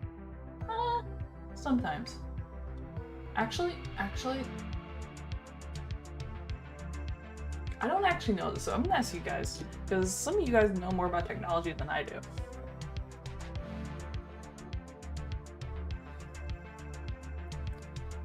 Theoretically, hypothetically, could I connect my laptop and my computer tower?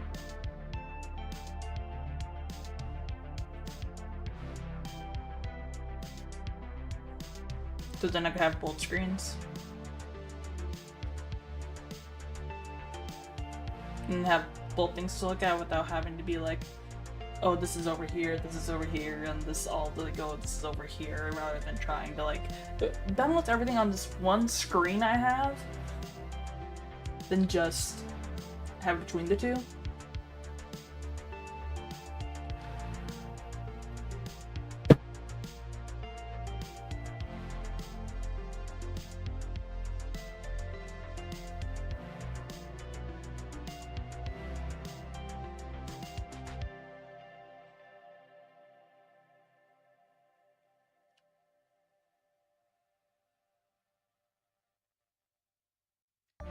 I'm going to ignore that, and I'm just going to go on to the next video.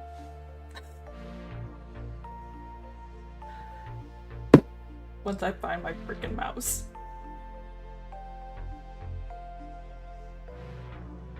Somewhere.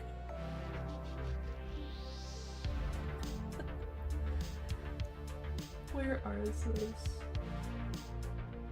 Ah, there's my mouse.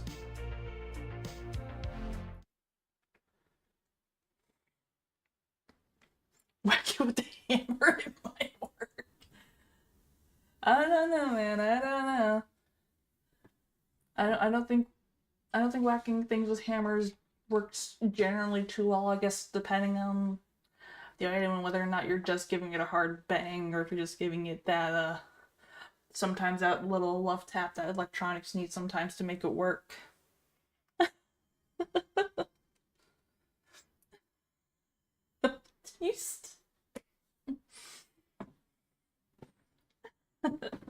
Alright, so next up, we have,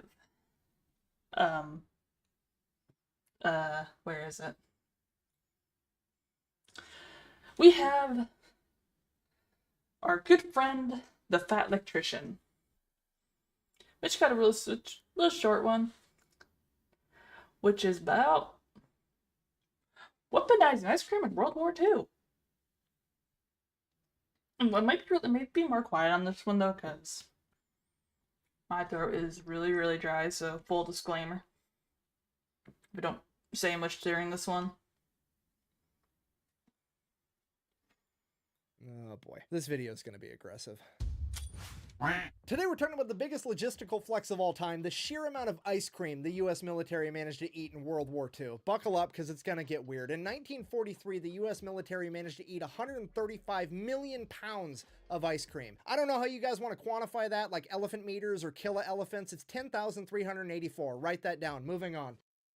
Hey, real quick, this video is brought to you by my favorite sporting goods store, Shields. They've got over 30 retail locations across the US and an even better online store that offers price matching and satisfaction guaranteed or your money back. So if you need anything from camping gear to sporting goods to casual clothes to work clothes, make sure to go check out Shields in person, or I'll have their link in the description down below. Back to the video. Why on earth was the American military eating so much ice cream? Couple of reasons. Reason number one, America, because America's always number one and we can.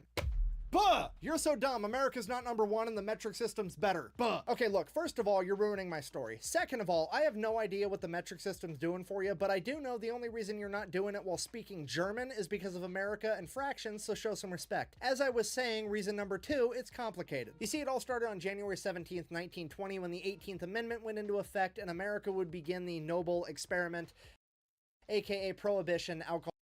Is this a case where, like, they took, because we're like, oh, no more alcohol, we're no longer allowed to have alcohol, they just went to ice cream parlors instead? Is this what this basically is going to turn into? You hit me with the hammer, I'll work. I mean, I guess it's a painful incentive, but maybe.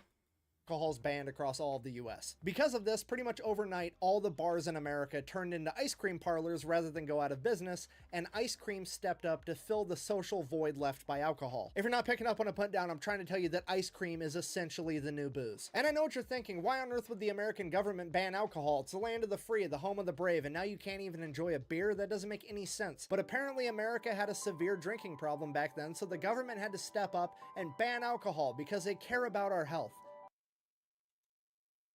That's the biggest crock of shit I have heard in my life in a while.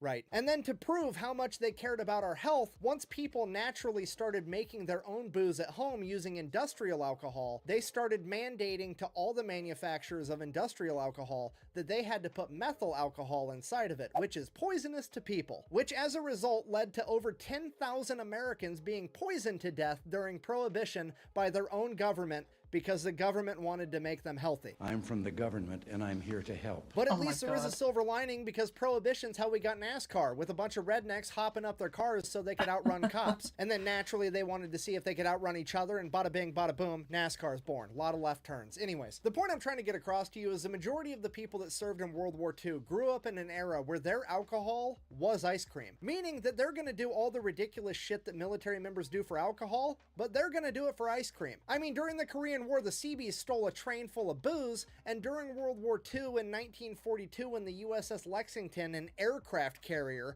got sank by 2 torpedoes, while the ship was sinking, the crew decided that it was very important that they raided the mess hall first to take all the ice cream with them. So is this a wait, so hold on. So are we in the era of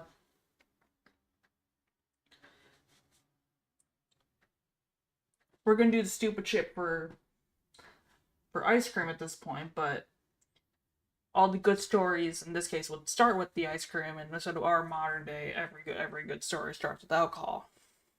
Is that what's going on here?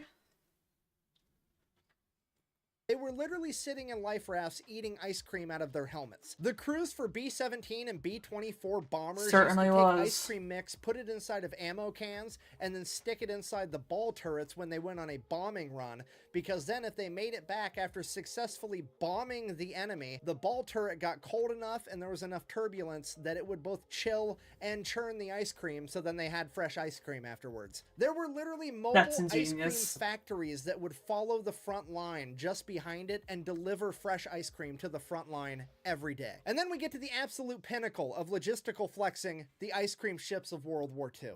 Yeah, the Navy had 3 ice cream ships.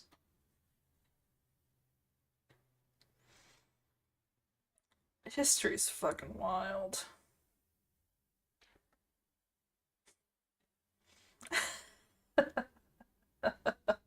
Also, welcome on in, Devil Dog.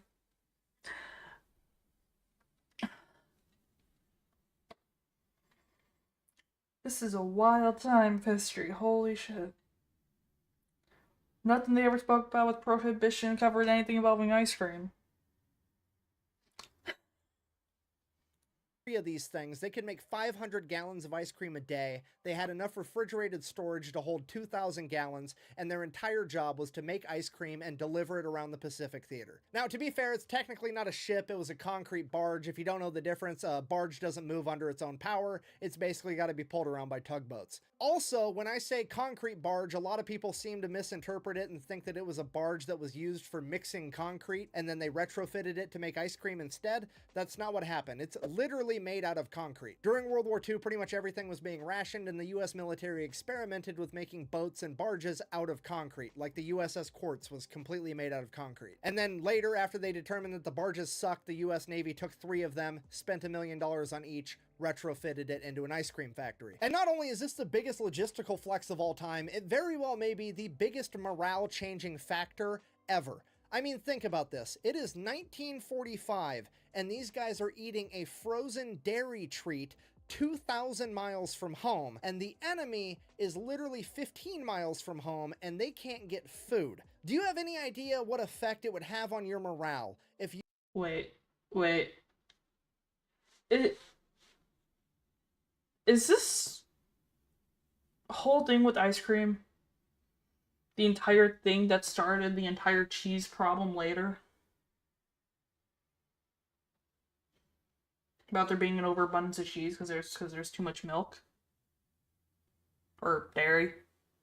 Cream, whatever was used for milk or cheese. My brain's fried right now, I'm sorry. You were the bad guy in World War II, and you haven't eaten in 3 days, but it's okay because you have a superior warrior culture, and your team's gonna pull through, and you're gonna win because go team, you guys got this. And then the Americans come over the hill with flamethrowers and fucking ice cream cones. Maybe, just maybe, you're on the wrong side of this argument. Fucking ice cream. I don't know why. I love this image right here with just this little ice cream cone here. I love this so much. I never thought a guy holding an ice cream cone could be intimidating. Cones. Maybe, just maybe, you're on the wrong side of this argument. That's like the Star-Spangled Darth Vader, okay? Come to the red, white, and blue side. Star-Spangled Darth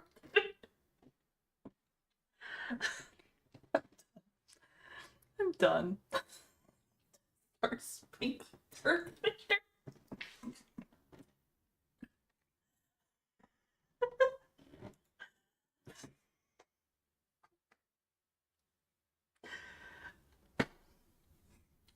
I have officially lost it.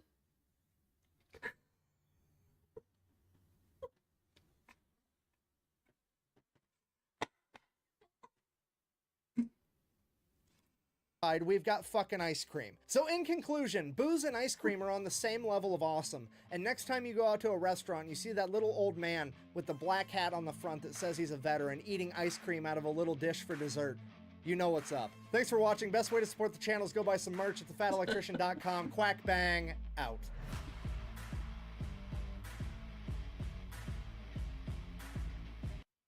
A little disappointed he didn't have any bloopers for that. Little disappointed, but that's okay. Should hear this story from Japanese World War II soldiers seeing American rations for the first time. How about you drop that in Discord for me and I'll put it on the things to look at later list.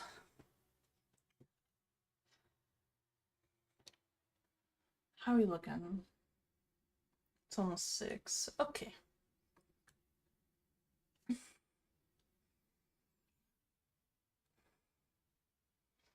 Alright. What do we have? I think I got 3 videos left for today. At least that were planned to do.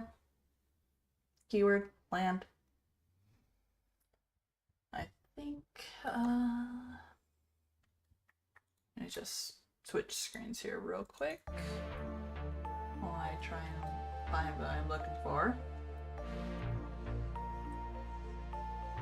Because I was the idiot and I cleared my playlist out a while back. Or my watch list for this. And then had the bright idea to just open everything in different windows rather than just keeping them all in tabs. So your streamer is not smart.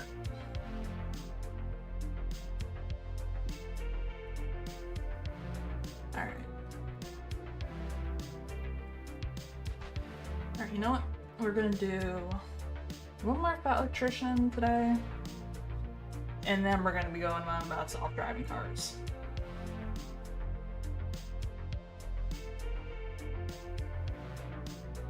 Because I feel like I got a good rant for that. Coming up. These screens do not match. What the hell? So yeah, do one more fun. So I did not plan on doing this video at all. But I saw the title of Toilet Sink Submarine Most Expensive Bowel Movement Ever. It intrigued me, so I have to do it, just because of the title of it. So I am sorry in advance if I start dying halfway through this. I'm sorry. Or am I? Today we're talking about that time in World War II when a German officer sank his own submarine by taking a dump. Yeah, this actually happened. But first, an ad. This video is brought to you by Warwood Tools, an American family-owned business based out of West Virginia that's been making sledgehammers and axes for over 165 years. I mean, look at this bad boy. It's a 10-pound sledgehammer made out of 1060 high-carbon steel that was forged using World War II-era drop hammers. So next time somebody tells you they don't make things like they used to, just know that Warwood actually does. Back to the video. Ladies and gentlemen, I present to you the Type 7 German U-boat. U-boat just means underwater boat, aka it's a submarine, and the Germans just wanted to use a different name so that they could feel special. Why is all my sound being weird today? I do not understand.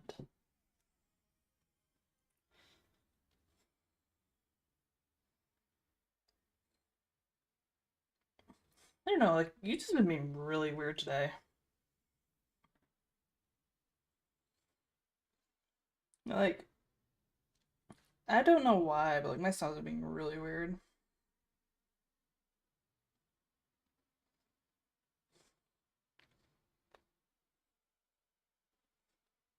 Is that? No? It's not.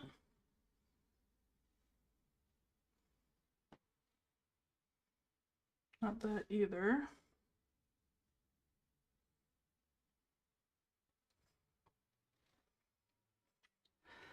Can we get the skibidi crap out of here?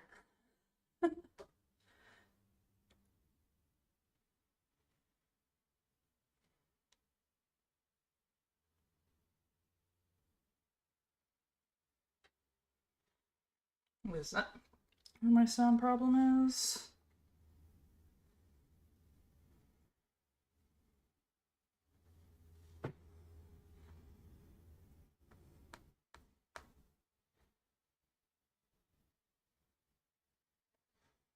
All right.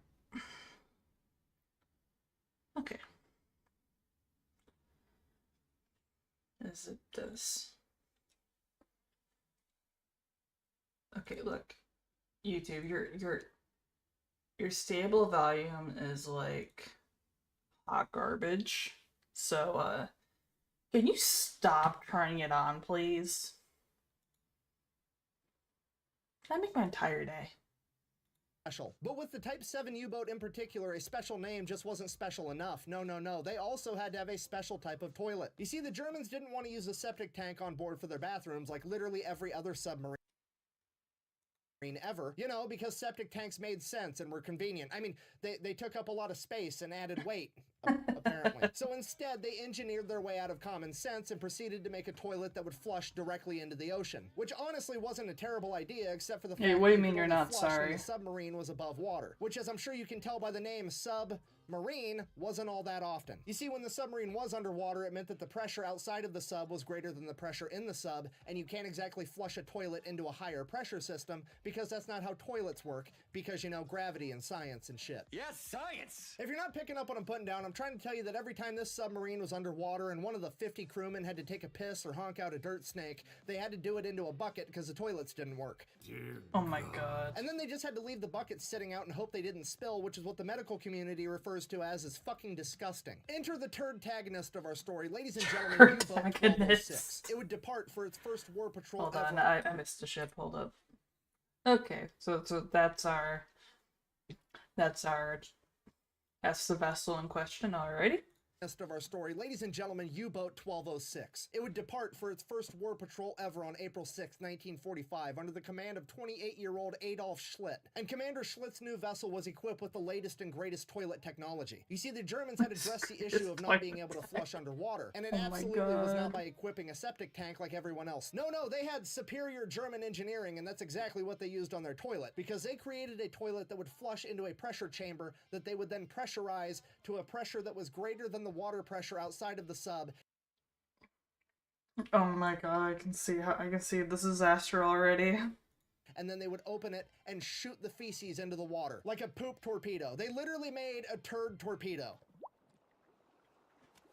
Oh my god. Which honestly infuriates me on so many different levels. Because A, they're roaming around the 7 seas blowing mud all over the ocean floor, and I can't even get a plastic straw 78 years later. Look, I'm not saying I don't care about the turtles. All I'm saying is we need to come up with a compromise where I can pretend to give a shit about ocean animals while also not having a mushy straw halfway through my drink. Secondly, and probably most importantly, this toilet was so complex. Honestly, I like the concept of the whole don't use this much plastic. But really, paper straws though are they're a bit much, I'm not even gonna lie.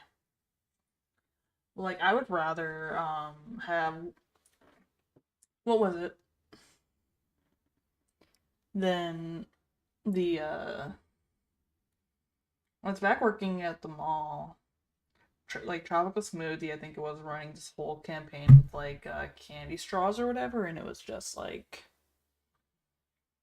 I would rather have to deal with a bunch of candy straws over dealing with a paper straw. They don't last long. They don't do well. And it was so vital that it be used 100% correctly 100% of the time that they had to train a new crew member, and his whole job was to flush this toilet. And his job title was, and I quote, the shit man. And that, kids, is probably the best example I can give you of why commas are important, because there is a significant difference between being the shit man and being the shit man. Because one of them means that you're probably a pretty cool guy, and the other one means that all your coworkers are going to talk to you like this. Shitter was full! Oh my god. Yeah, you checked our shitters, honey? Okay, first of all, having a toilet be so complex that it necessitates its own career path is the freaking image. I'm done.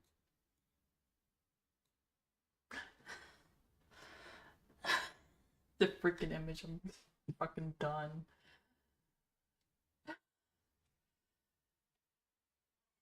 career path is the brightest shining example of German engineering I've ever seen in my entire life. And secondly, it's important to remember the whole reason they did this was to save space and weight by not having a septic tank. Now, they have a new member of the crew whose whole job is to flush the toilet. He's also going to need somewhere to live, and he's going to have to eat food. At best, they're maybe breaking even. And to top it all off, they're also launching butt burritos at innocent turtles. Oh this is God. unacceptable. Okay, so you wait, did that say Chipotle? Also launching butt burritos at innocent turtles. Oh my god, did say Chipotle. Jesus fuck. I don't know who does your editing, but I hope you pay them well because they are great. This is unacceptable. Okay, so U-Boat 1206 is on its first war patrol ever. 8 days into that war patrol, Commander Schlitt has to take a shit. You still can't want make to this put up. in a So city? the commander Yes. goes to the submarine, does what he has to do, and then I when it did comes see the time one. to summon the toilet guy, whose whole job is to flush the toilet and nothing else, he decides, nah, if anybody's gonna launch this stink pickle at an innocent fish, it's gonna be me. Plus, I'm an officer. I'm smart. How complex could it be? Things promptly go catastrophically wrong, and the entire compartment begins filling with his own feces and seawater.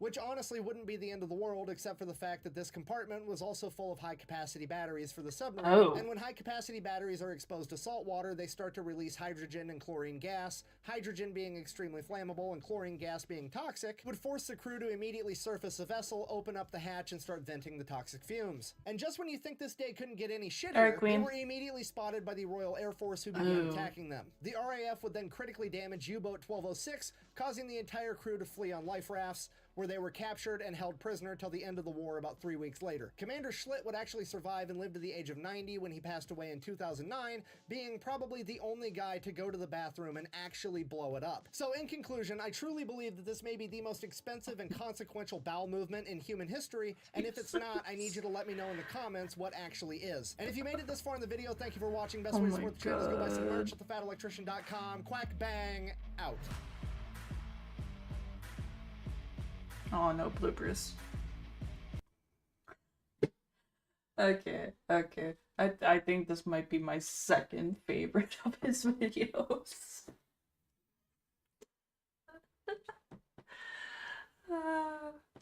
But that was not the ending I was expecting, but I'll take it.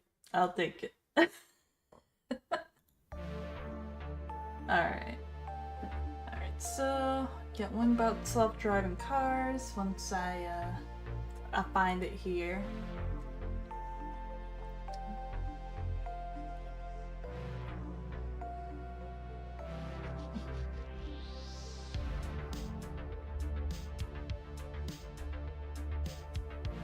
Which I will preface is that I like the concept of self-driving cars, but I do not trust their execution whatsoever. Because technology kind of sucks. And companies like to cut shortcuts to get through things, and it's just a whole... It's a big mess of no. It's a whole lot of no. So, this one is how self-driving cars will destroy cities and what to do about it. Another suggestion, I believe, that was sent in Discord by Queen, I believe. I'm too lazy to look, but I'm pretty sure it's them. If it's not, I'll fix it in post. Probably. A lot has been said about the future of self-driving cars. Why you gotta be so loud? Some people take a very negative position, claiming that autonomous vehicles are a pipe dream and will never become a reality. They're just another example of the overhyped nonsense that's typical of tech companies these days. And that may be true, but in several US cities today, you can literally open an app, select your destination, and a car with nobody in it will pick you up and drive you there automatically. All right. So, self-driving cars are here today, which leads to the other kind of commentary I often see online, that self-driving cars are real, they will be coming to more cities soon, and they will solve all of our transportation problems. See, the main issue I have with, like, self-driving cars, like the entire concept of it, is that I'm pretty sure that a lot of it also factors in that everyone else is following the rules of the road, that they are following the right-of-way laws, and people not jaywalking. Because the thing is, and of course the thing is also, we've all dealt with it. We've all had technology malfunction. And that at a scale of a car is kind of a terrifying thought. They'll make the roads safer, they'll eliminate traffic congestion, they'll be environmentally friendly, they'll provide mobility to everyone, and our cities will be better than ever. I actually disagree with both of these positions, which is why I wanted to make this video, because I do believe that self-driving cars are real and they will be in every city in the near future. The technology is getting better every day, and if these improvements continue on this track, they will fundamentally destroy the fabric of our cities.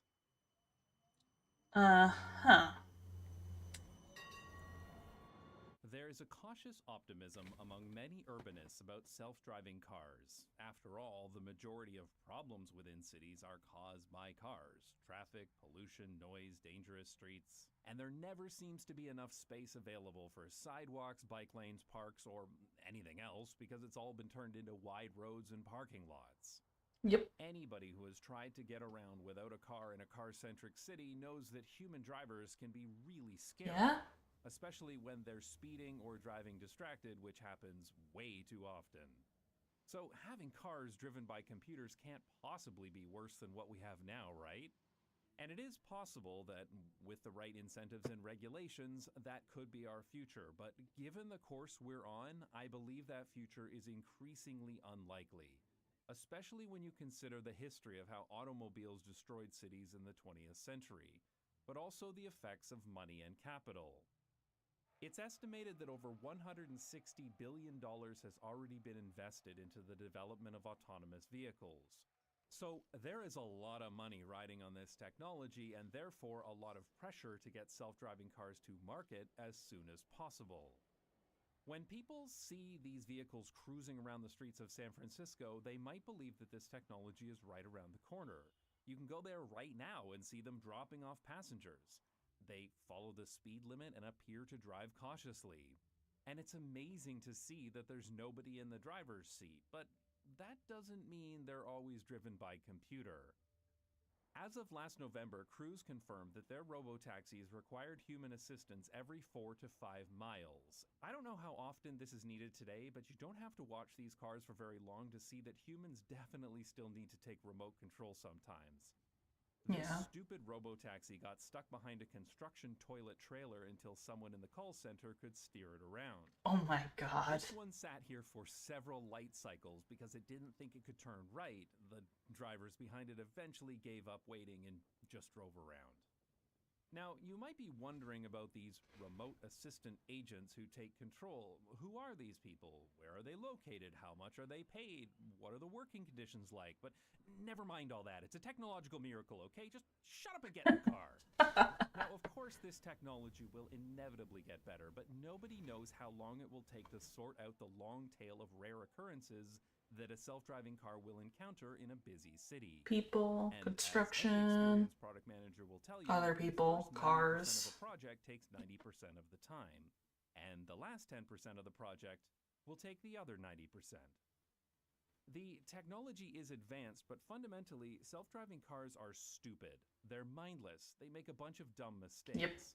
Recently, in this parking lot for self-driving cars, Waymo vehicles started driving in circles and randomly honking at each other. Oh my god. Not the autonomous cars honking at each other. This particular video was taken at 4 a.m. The people who live next door were not impressed. There have been dozens of official reports of driverless cars getting in the way of rescue operations, from blocking ambulances to crashing into fire trucks. But it gets worse. Wait, it gets worse than that? October, a woman was hit by a car in San Francisco, driven by a human driver, and knocked into the path of a Cruise robotaxi. Cruise said the vehicle, quote, braked aggressively to minimize impact, and while the robotaxi couldn't stop fast enough to avoid hitting the woman, it still reacted faster than any human could. So that's a win for self-driving cars, right? Except that the woman then fell under the car, so as far as the robotaxi was concerned, she was gone. So it continued to drive, dragging her underneath. A key detail that Cruise initially tried to hide from the press and regulators. It's a first for police and fire departments involving a driverless car. The victim was found to be under the left rear wheel of the vehicle. Thankfully, the woman survived and cruise cars were taken off the roads, but this is a scary example of how these cars will make new mistakes that we haven't even considered yet. They are not intelligent. They don't even have the object permanence of a toddler. But that hasn't stopped them from being beta tested on public roads, and the citizens of these cities did not agree to this. Several groups. So wouldn't the thing that makes sense be to put like a some sort of sensor, I guess? Or I don't know. Sensor, some sort of scanner underneath that would work underneath the car. But even I'm pretty sure the regulators would complain. And will probably try and lobby their way out of it because they don't want to spend that kind of money on that kind of technology, and then it becomes a whole mess. Capitalism sucks. In California have protested against being the involuntary test subjects of multi-billion-dollar tech companies. And a Waymo car was even set on fire earlier this year. Self-driving cars have caused a lot of problems in San Francisco. Waymo cars in San Francisco reportedly caused a big traffic jam just as baseball fans were leaving Oracle Park Monday afternoon. A KTVU viewer shared this video you're looking at showing two self-driving cars stopped in the middle of the Embarcadero. The advocacy group Safe Street Rebel has published video evidence of self-driving cars running red lights, cutting off drivers, cutting off pedestrians, clogging up intersections, blocking streets, blocking public transit, parking in bike lanes, and what the hell is this car doing to that old woman? So the idea that these cars will always obey the rules of the road is a fantasy. Safe Street Rebel also organizes events like the Week of Cone. Since self-driving cars are programmed to avoid traffic cones at all costs, one of the best way to incapacitate one is to put a traffic cone on its hood. This is called coning, and it's fucking hilarious. That is I'm very, sure I'm not gonna lie. corporations will lobby to make this a criminal offense, so do it now while you still can. Safe Street Rebel does a lot of great advocacy work that goes beyond reining in tech companies, so definitely check them out if you live in or near San Francisco. I'll leave a link in the description. These protests may slow adoption, but let's face it, there is no way in hell we're going to stop these things from coming to our cities when there are hundreds of billions of dollars on them. Well, no, but realistically, even if you like took out the human factor or the other human-driven cars out of the equation, they've already proved that even if it's just a parking lot with cars that are self-driving, they can't get it right. Like, come on now. Come on. I'm all for technology, but this is stupid. This is so freaking stupid. The line. And to be clear, most of these incidents would not have even happened if the self-driving car companies still had safety drivers like they used to. But they're under so much pressure to deliver that they'd rather fuck up the city and even potentially kill people rather than to admit that the technology isn't ready yet. Tech companies proudly say that they move fast and break things, and maybe that broken thing will be your spine under a robotaxi. I mean, shit. We have freaking autopilot. Right? There's autopilot for stuff like airplanes. And they still have, they have drivers. I guess technically pilots, but yeah, I'm going for. So I don't think it's such a terrible thing that if you're having this vehicle, that it can drive itself, to have a person behind the wheel in case of emergency. Like, I think that'd be common sense, even if it is supposed to be, well, it's supposed to be self-driving. I can call it mitigating risk by having a person in the car. Because technology does not always work well. It malfunctions. It doesn't always perceive things correctly.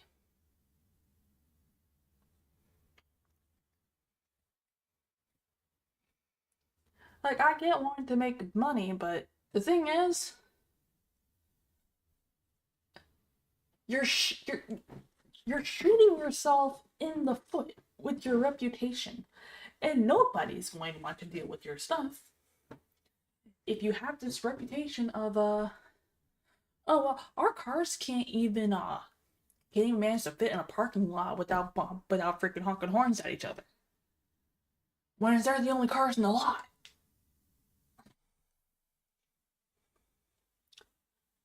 Like, I know where I live does not have them, thankfully. But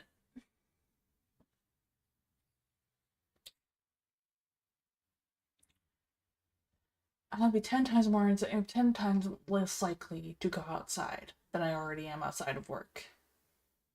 Because I do not drive. I walk everywhere. That's a hazard I'm not willing to deal with. Call me a hermit. I don't care. Hey, Oakman, not close. Yeah, they're definitely out for the buck. Politicians to allow them to operate based only on self-certification, and they've successfully stopped laws that require them to report extensive safety data. Recently, California passed a bill that says police can't even ticket self-driving car companies when their cars violate traffic laws. Why? I know the answer is lobbyists, but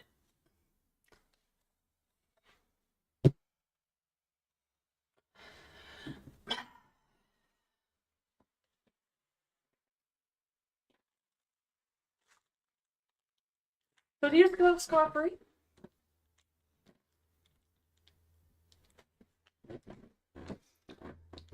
I cannot. I absolutely cannot with this. God, this is so fucking stupid.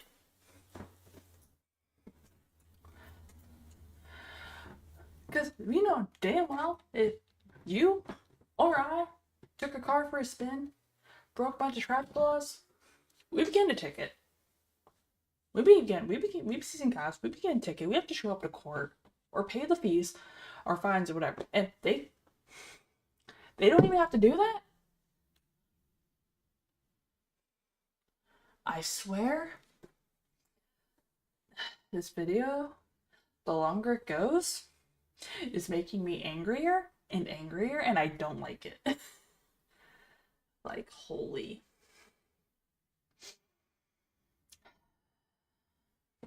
This is so retarded. Like, come on. So what, do they just get off? So even if, like, the car hits a pedestrian, they can't get ticketed for that either? I mean, sure, the media might pick it up, but that's just...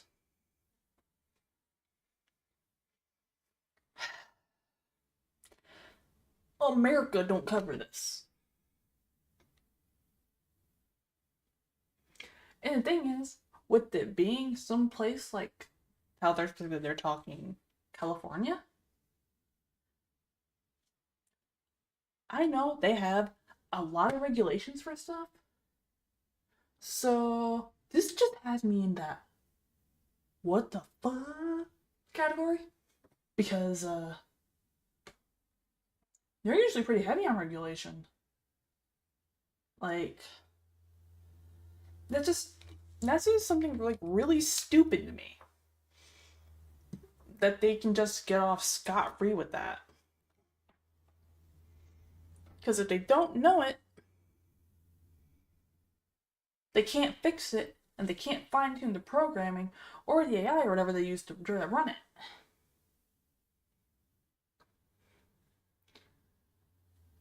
It's like, what is it? No, there's a good analogy for this.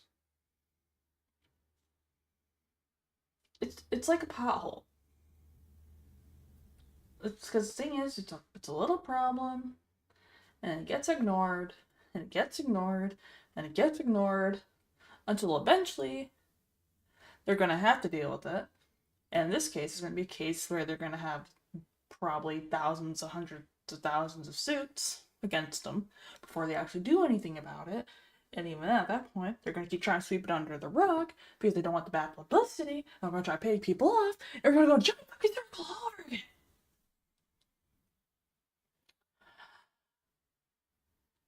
I'm just going to press play.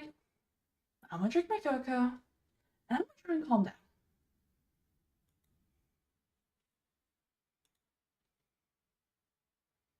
Oh, absolutely. I've always been a strong believer in getting money out of politics. Specifically, I am very big on getting corporate money out of politics.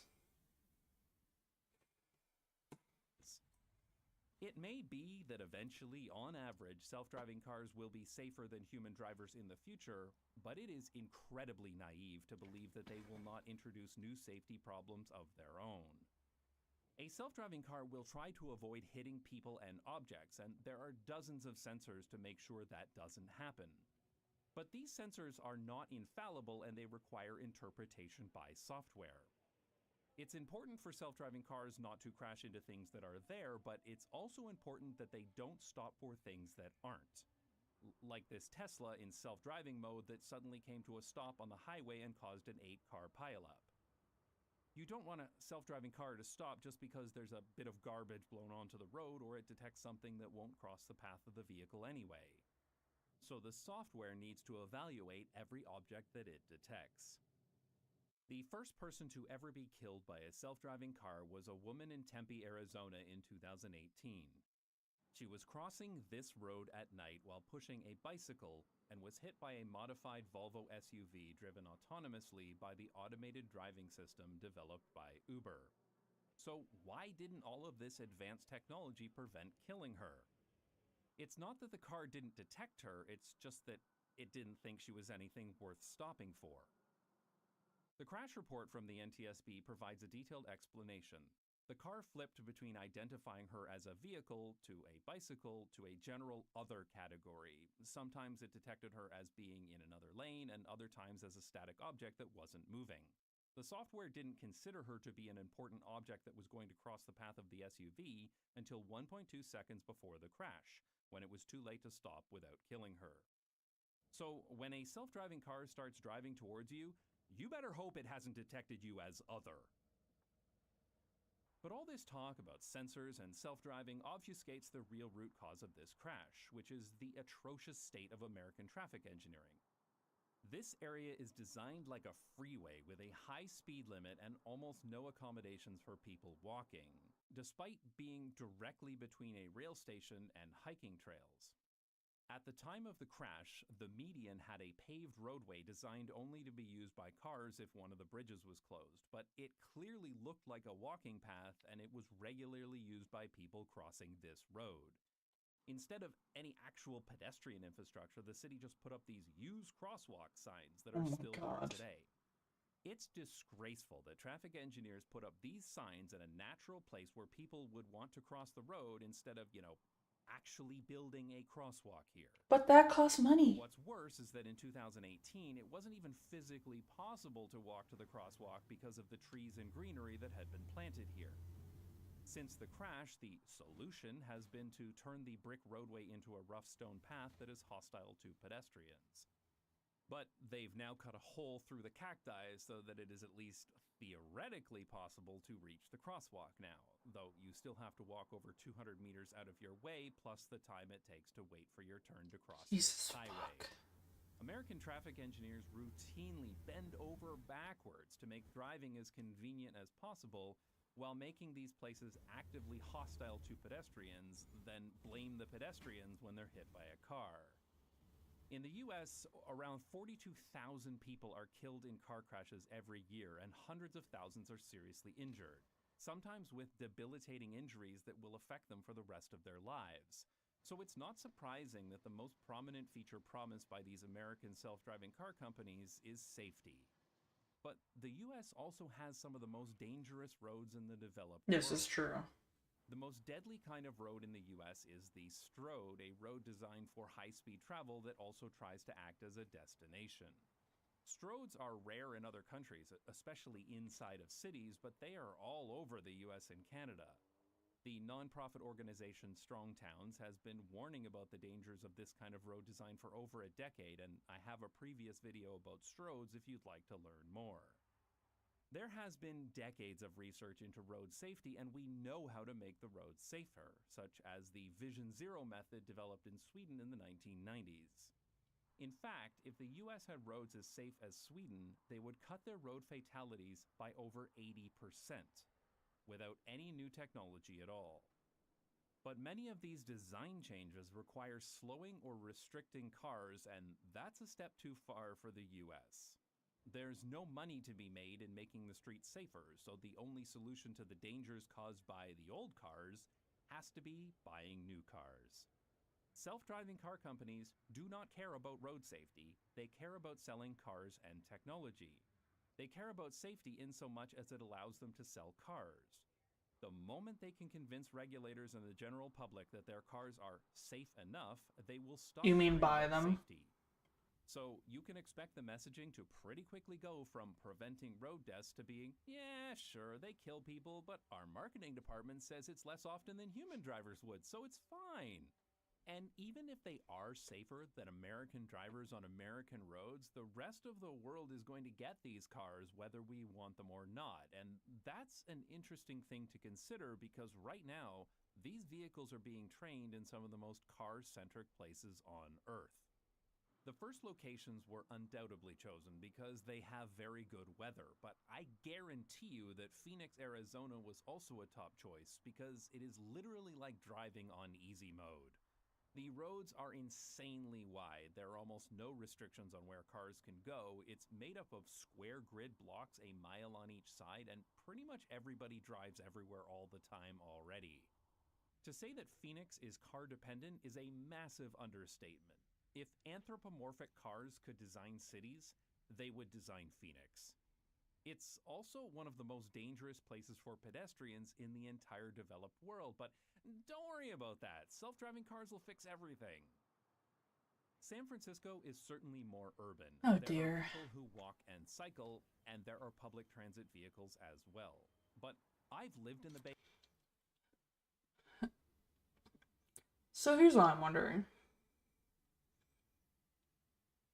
Since we're talking like San Francisco, Phoenix, generally areas that don't get some certain weather. So so would they just like not work during something like, say, a blizzard? You know, where you can't really see shit because there's too much fucking snow coming down?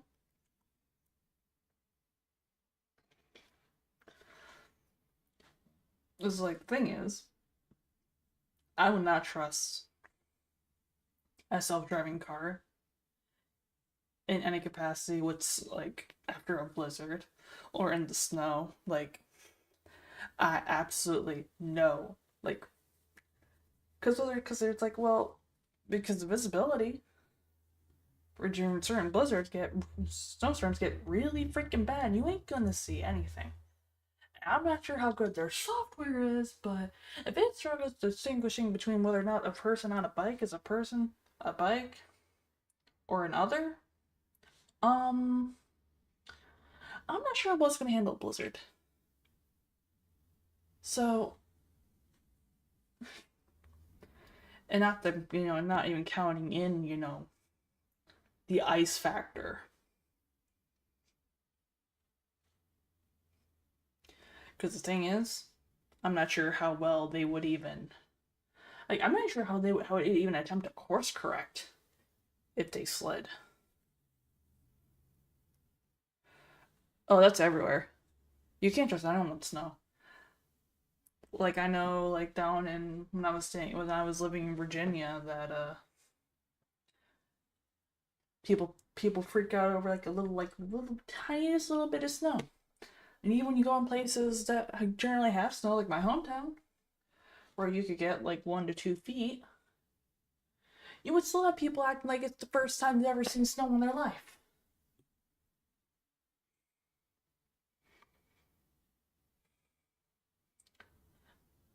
I don't trust anybody with snow and winter driving. Like me personally, if I have to pick between if I can, I'm not taking the car. I'm taking a snowboard if I can. I'll snowboard to where I need to go.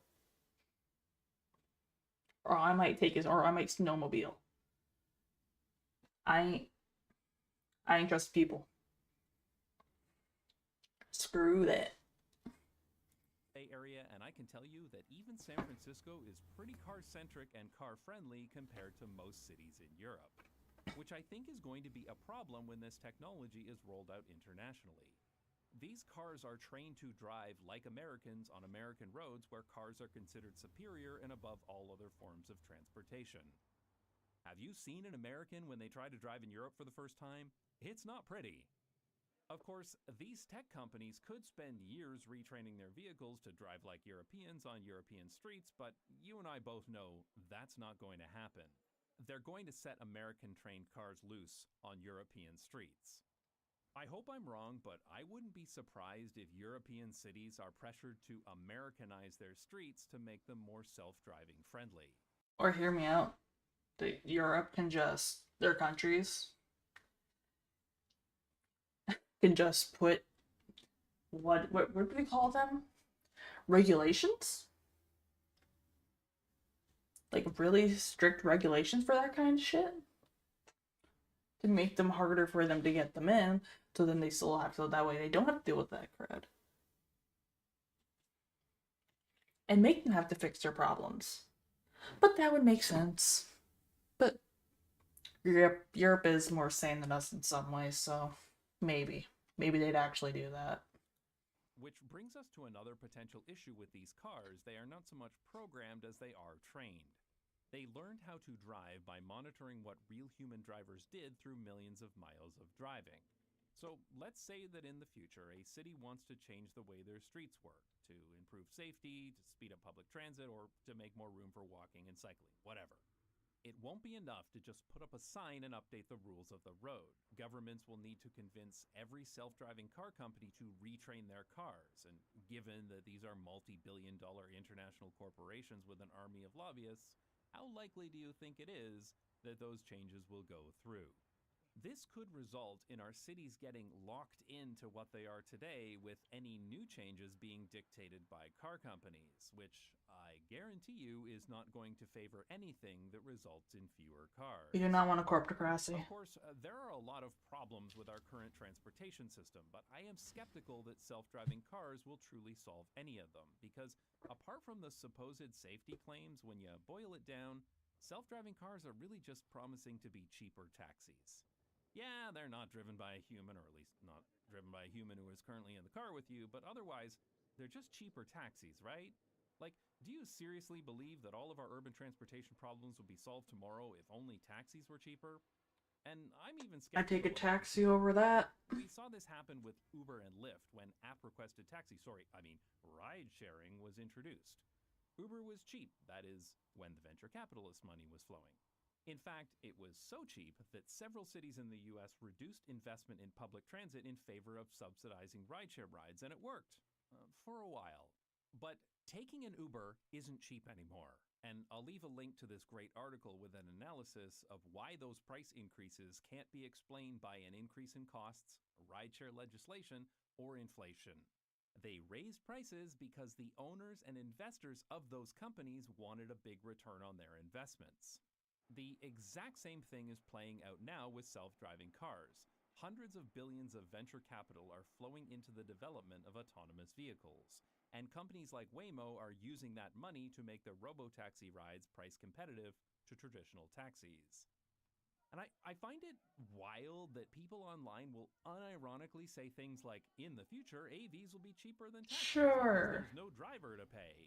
Like, do you honestly believe that the prices that companies charge are based on what they cost to deliver? Of course they aren't. They charge as much as possible to maximize profits, and once they've eliminated or colluded with the competition, they can charge whatever they want. Yep. And I shouldn't even need to say this, but turning your transportation system over to a handful of multi-billion-dollar corporations does not result in good outcomes for anybody. No, that whole thing with, oh, they can just take an Uber just actually reminded me that where I live currently does not have a good public transit system. Which part of that is also because they reduced the funding for stuff. Because of those kind of reasons. But guess what? Nowadays, you can't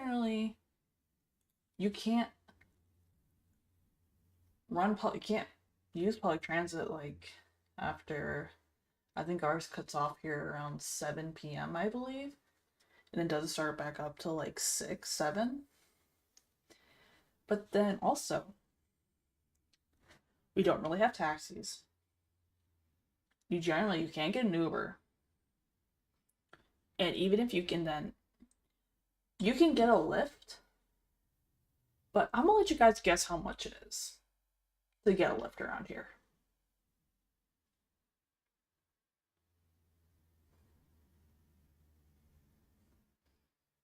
How much do you think a Lyft is for a 10-minute ride?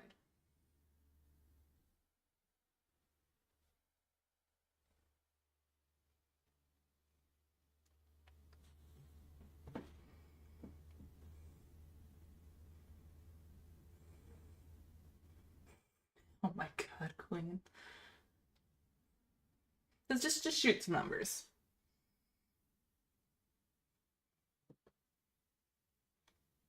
Damn, you're close.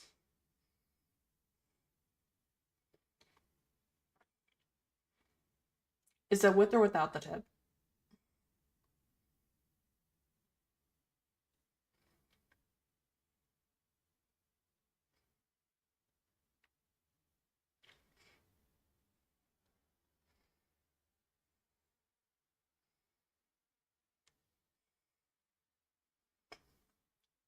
So, the last time I tried to get a Lyft around here for me to go to work because something happened, and it was for me to get home because our public transit doesn't run that late. $70 plus the tip.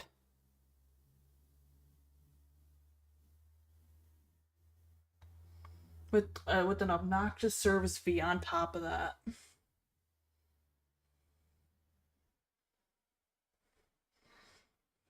Oh, I'll tip in cash, but yeah, $70 for a 10-minute ride. And I was just like, you know what? I'm not paying that. I will walk. As I was like, you know what? I will walk my butt home first. So then, because of where I work, we actually have a highway patrol office that still runs that late. It was so funny because I walked up there and I'm just like, hey, you know what? So I just decided to go walk in there because this was in the winter, by the way. So I just walked in there to just talk to the guy just to because it was freezing, because it was cold out, and we were just chit-chatting. I was like, hey. And then we were just chit-chatting and he's like, hey, do you want me to give you a ride home? And I'm like, sure. Because I'll tell you, I have walked an hour and a half home. It sucks unless it's a summer night, but not a fun time.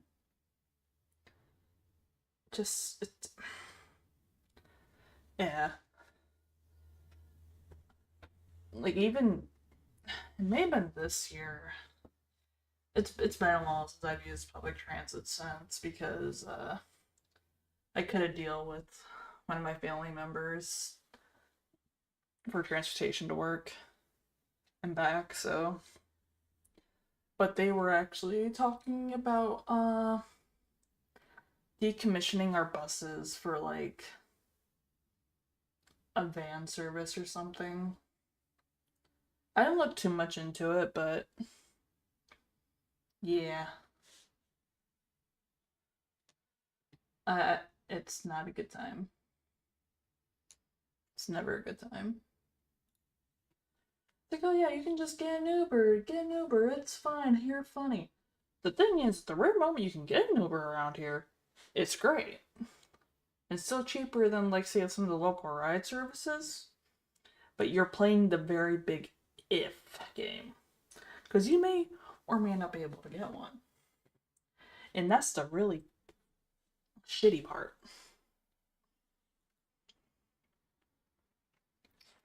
Anyway.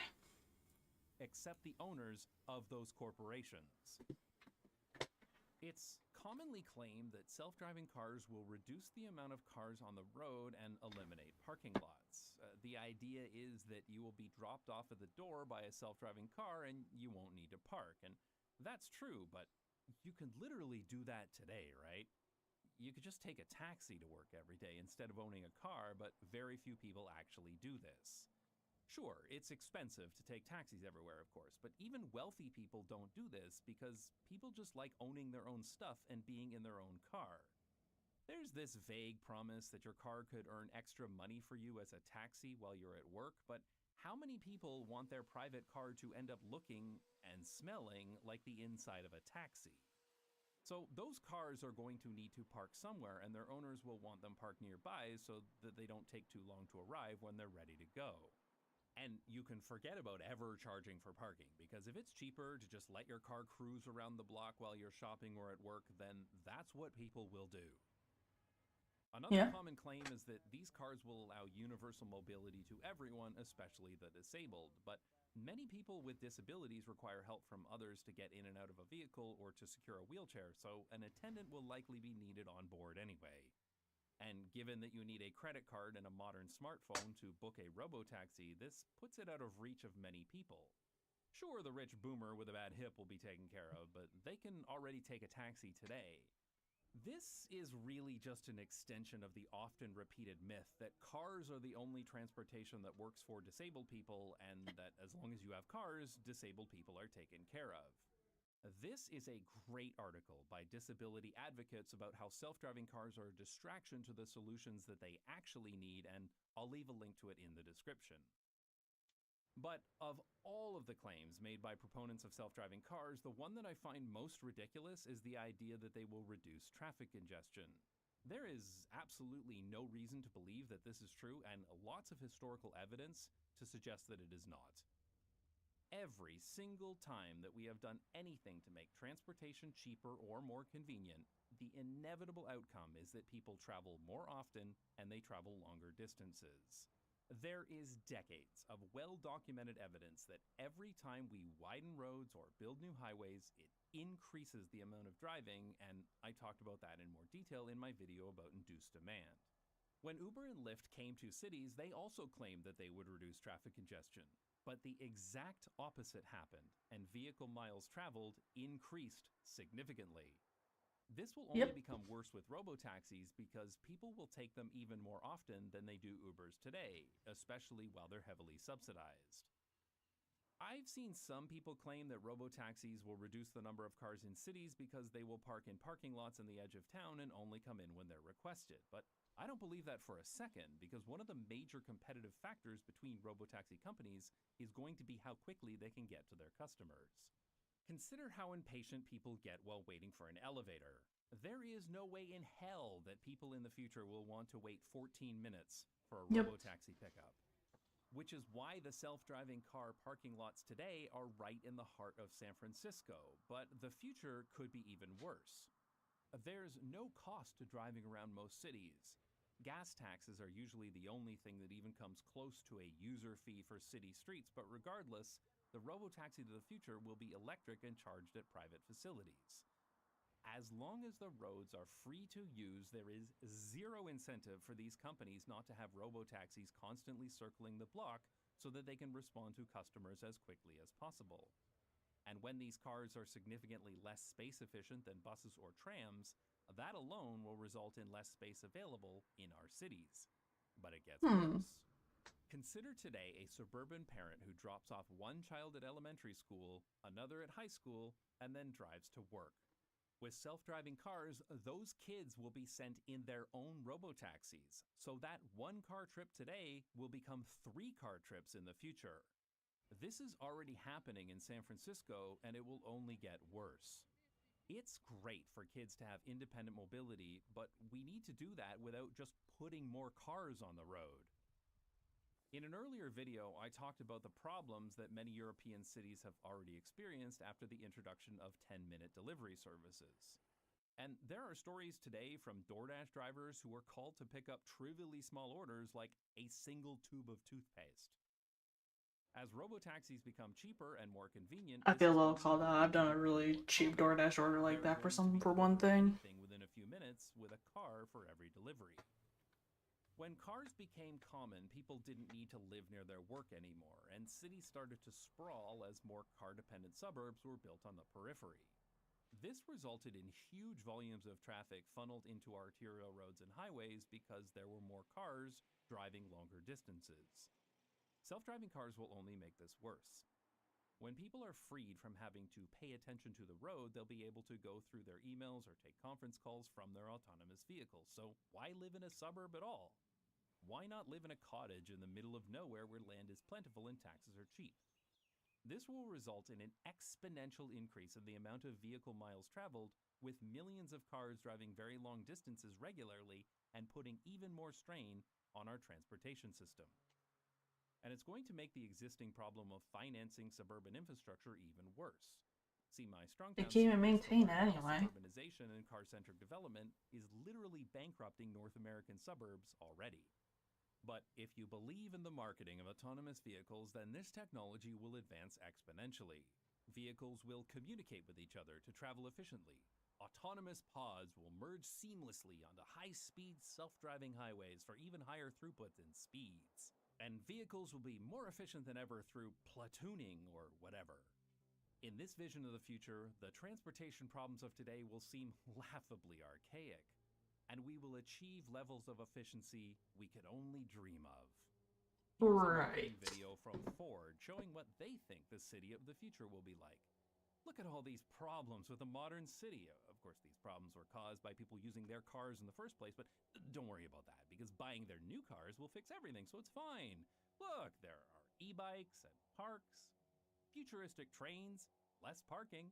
People can cross the street wherever they want, and magic crosswalks will appear. There are vacuum trains, pedestrian plazas, blue skies, and lots of trees. Every single problem will be solved. What's not to like? I will say I do want to see more I do want to see more high-speed trains around here, but I would prefer if they were still more afford, if they weren't still stupid freaking expensive, but beggars can't be choosers in that regard. But I think it'd be real nice if we still got high-speed trains to make it easier to, or take less time to go between major cities. Be really cool. But before we get too excited about our utopian self-driving future, it's worth looking back at previous promises of the automobile industry. At the 1939 New York World's Fair, General Motors presented Futurama, the high-tech city of the future in the year 1960. This exhibit was absolutely huge.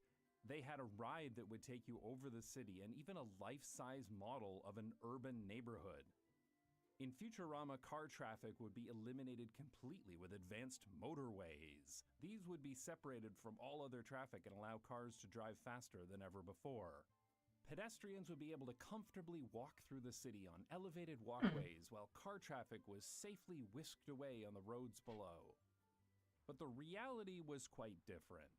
The motorways promised by Futurama were built, but they just induced demand for more driving and more car ownership, which was the car industry's real purpose in the first place, of course. They wanted to sell more cars. Yep. Instead of being the salvation of the city, elevated freeways divided and destroyed neighborhoods. They flooded city streets with car traffic, increased pollution, and left municipalities with massive tax burdens and maintenance liabilities. To the point where many cities have spent billions to remove urban freeways in an attempt to repair the damage. There are many accounts online that show the destruction that happened to American cities because of car infrastructure, and I'll leave some links in the description. Jesus. My point here is that new transportation technology can and will fundamentally change our cities, especially if there's money to be made. So we need to seriously consider how AVs could negatively affect cities so that we can prepare for them today. As AV technology improves, it will start to arrive in personal vehicles. Just like with cars, the first mass adoption will happen in suburbia, especially in the US and Canada. Suburbanites spend too much time sitting in traffic as it is, and it will allow those people to live even farther away from the city where property is even cheaper, so it will definitely be worth the cost for any reasonably wealthy suburbanite. And designing AVs for suburban roads is a much easier problem than for busy cities, so they'll be faster to market too. AVs will be proven safer than human drivers, so AV companies will lobby to have AV-only lanes installed on highways and throughout the suburbs. For those who can't afford their own autonomous vehicle, suburban municipalities will subsidize robotaxis in place of public transit. Entire suburban neighborhoods will be built that are only accessible by autonomous vehicle, which This sounds so has the benefit of dystopian. keeping any undesirable people out. This is the next logical step to the gated communities that are already common across the US. Suburbs will rapidly expand to consume even more valuable land. Power lines, water pipes, sewage pipes, and all other infrastructure will become even longer and more spread out, but there'll be so much money and debt flooding into suburbs on the promise of building the city of the future that nobody will stop to think about it. And besides, the bills to maintain it all are decades away. In other words, literally exactly what happened in the post-war suburbs of the last century. Autonomous vehicle companies may be making record profits from suburbanites, but the line must go up, so they'll look towards the cities, and their primary objective will be to eliminate the competition. In the 1920s, Los Angeles had the largest electric streetcar network in the world, but service declined significantly as the streetcars got stuck in traffic behind cars. And the streetcars couldn't compete with a heavily subsidized road and highway system. Private streetcar companies were bought out by National City Lines, a company that was financed by General Motors and related companies and was specifically founded with a goal of tearing up streetcar lines throughout the US. Because well-functioning public transit is a threat to car companies. History is going to repeat itself here. The companies who finance autonomous vehicles are going to do everything in their power to cancel transit projects, lobby against funding. God forbid only benefits to have the regular person or the much more low income. There will be autonomous bus concepts promised, and some of these will go into operation to replace today's buses and trams, but the real money will be in private AVs and robotaxis. Robotaxis will be pitched as a more efficient form of transportation by offering door-to-door service, and any train or transit lines will be converted to AV lanes. But there's nothing more space efficient than a train. This 18-lane freeway in Toronto is over 100 meters wide, but it moves fewer people per day than this single subway line because trains are so much more space efficient than cars. In the early 1900s, the Brooklyn Bridge in New York moved over 420,000 people per That's a lot of day. people. I thought I'd been And listening to in that. the 1950s, the trolleys were removed to make way for cars. Since then, the Brooklyn Bridge has never moved more than 180,000 people per day, well under half as many as when there was public transit. The same thing is going to happen to our cities with AVs. The decrease in space efficiency moving from shared transit to private transportation, coupled with the massive increase in demand for cheap subsidized AV rides, Yeah, has resulted in fortunately. a massive increase in the number of vehicles in our cities. AV companies will lobby for some roads to be designated as autonomous only. This will be pitched as a way to increase safety and efficiency, but the ultimate goal will be to eliminate public transit and human driving and get everybody to sign up to an AV subscription instead. Here's how a concept of this called Loop NYC was pitched by a New York engineering company a few years back. Oh. In this video, they assign certain streets in New York to be self-driving only. They claim that this will be so much more efficient that other streets could be blocked off to cars completely and turned into a giant linear park. But AV companies aren't going to be happy giving up any roads, as their success is dependent on offering door-to-door service. So AVs will be required to go everywhere. They'll even argue that AVs should also be allowed in pedestrian areas because they're safer than human drivers. I don't and think so. offer An important service for people with mobility issues. When there's No. no price put on driving, competing robo-taxis will circle the block in order to have the quickest response times. Private AVs will drive around automatically to get the cheapest parking rates while their owners are at work. The parking lots that we were told would become obsolete will be converted to solar AV charging stations for both private AVs and robotaxis. And they'll jump between stations for whichever one has the cheapest prices. So despite what the car company propaganda might show you, AVs are not going to let us replace roads and parking lots with parks. Autonomous vehicles will demand even more space in our cities, Yep. and they're going to get it. The next problem will be pedestrians. As AVs become more common, people realize they can cross the street wherever they want because AVs will always stop. And there is no way that AV companies are going to put up with that. They'll claim that people crossing the street are crippling the transportation system, and they'll demand that fences be put up. This along sounds so the streets dystopian, and but I roads. can see it. Bamberg is a small town in the U.S. state of South Carolina. Like pretty much every American town, they had a traditional main street. But this main street also became the main highway through town, and all of that downtown activity, and especially all those people crossing the street, was interfering with the flow of car traffic. So they decided to widen the street and install fences along the sidewalks to prevent people from crossing mid-block. After construction was done, car traffic moved much more efficiently. And within a few years, every single shop in downtown Bamberg went out of business, and today it looks like a ghost town. Because believe it or not, people don't enjoy being on a cramped sidewalk next to high-speed traffic. This was a monumentally stupid idea, of course, but I bring this up because before the project, the director of the Chamber of Commerce said that the project will, quote, be a major The boost consequences to of our traffic for the actions. county and downtown Bamberg. There are a lot of people who genuinely believe that if car traffic moves more efficiently, then businesses will thrive, when the exact opposite is true. Cars don't buy things, people do. So if you make a place inhospitable to people, nobody will buy anything.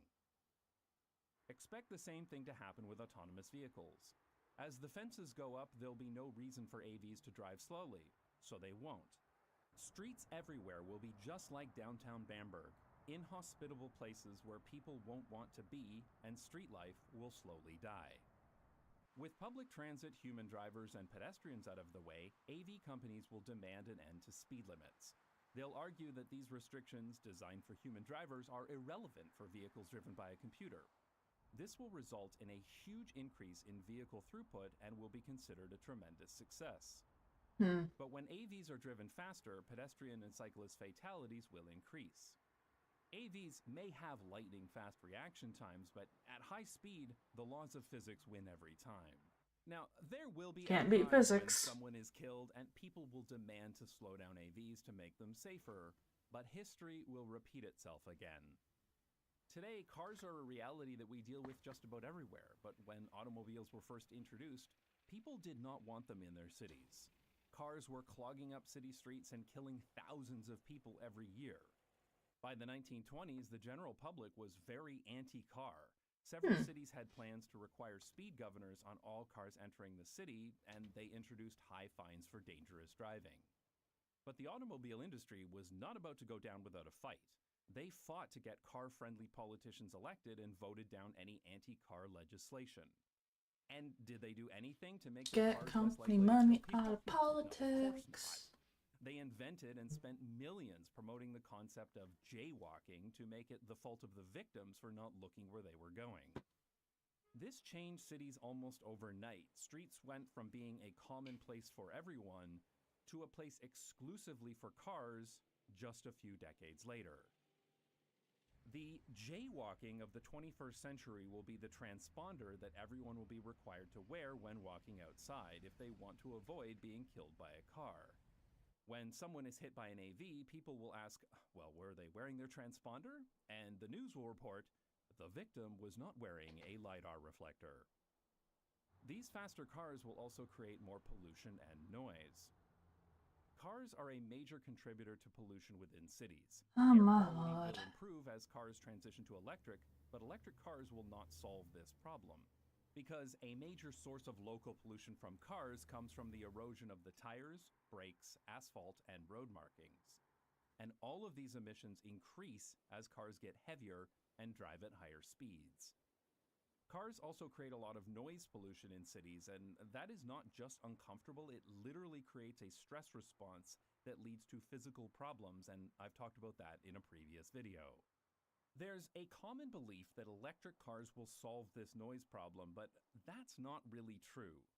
Because once a car goes above about 50 kilometers per hour, the sound of the tires becomes louder than the sound of the engine, and this gets worse as cars get heavier. God, I hate that sound. The faster the car goes, the louder this noise becomes. Many cars in Oslo are electric, but it's still very loud on this pedestrian bridge over the highway. With all of the extra electronics and computers, AVs will be heavier than today's cars, and they're going to be driven faster too, which will make the air toxic near autonomous vehicle highways. And the noise from the tires on the road surface will be deafening, making these areas uncomfortable and dangerous for anybody walking nearby. Eventually, AVs will consume every street in the city and push out every other form of transportation. The final step will be to remove traffic lights. About a decade ago, I saw this video produced by the University of Texas at Austin. They proposed a future protocol called AIM that would provide autonomous intersection management for high-speed intersections without traffic lights. Right. This is the animation that made me really think twice about the future of self-driving cars, because when I looked at it, the first thing that crossed my mind was, it would really suck to have to cross this intersection while walking or cycling. Of course, there will be people who protest and complain. They won't want their neighborhood being cut in half by an AV highway. But we can't have these Luddites denying us our transportation utopia.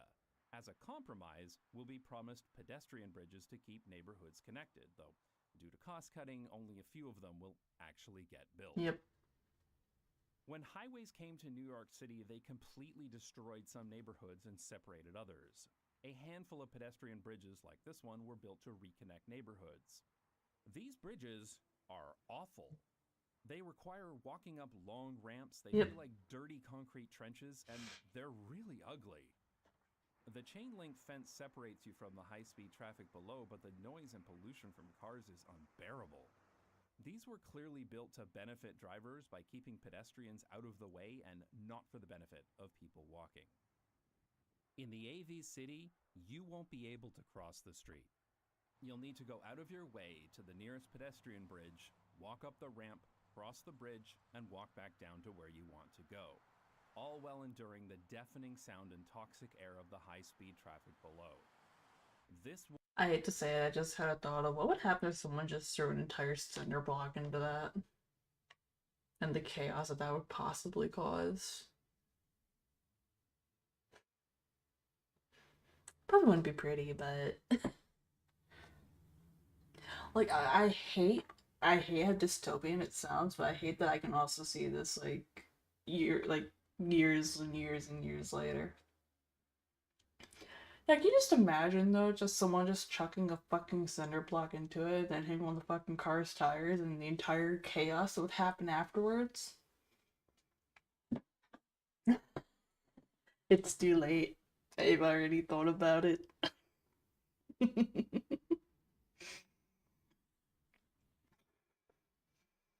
I'm a little crazy. I can't help it. Will be the city of the future. Streets that are completely consumed by autonomous vehicles.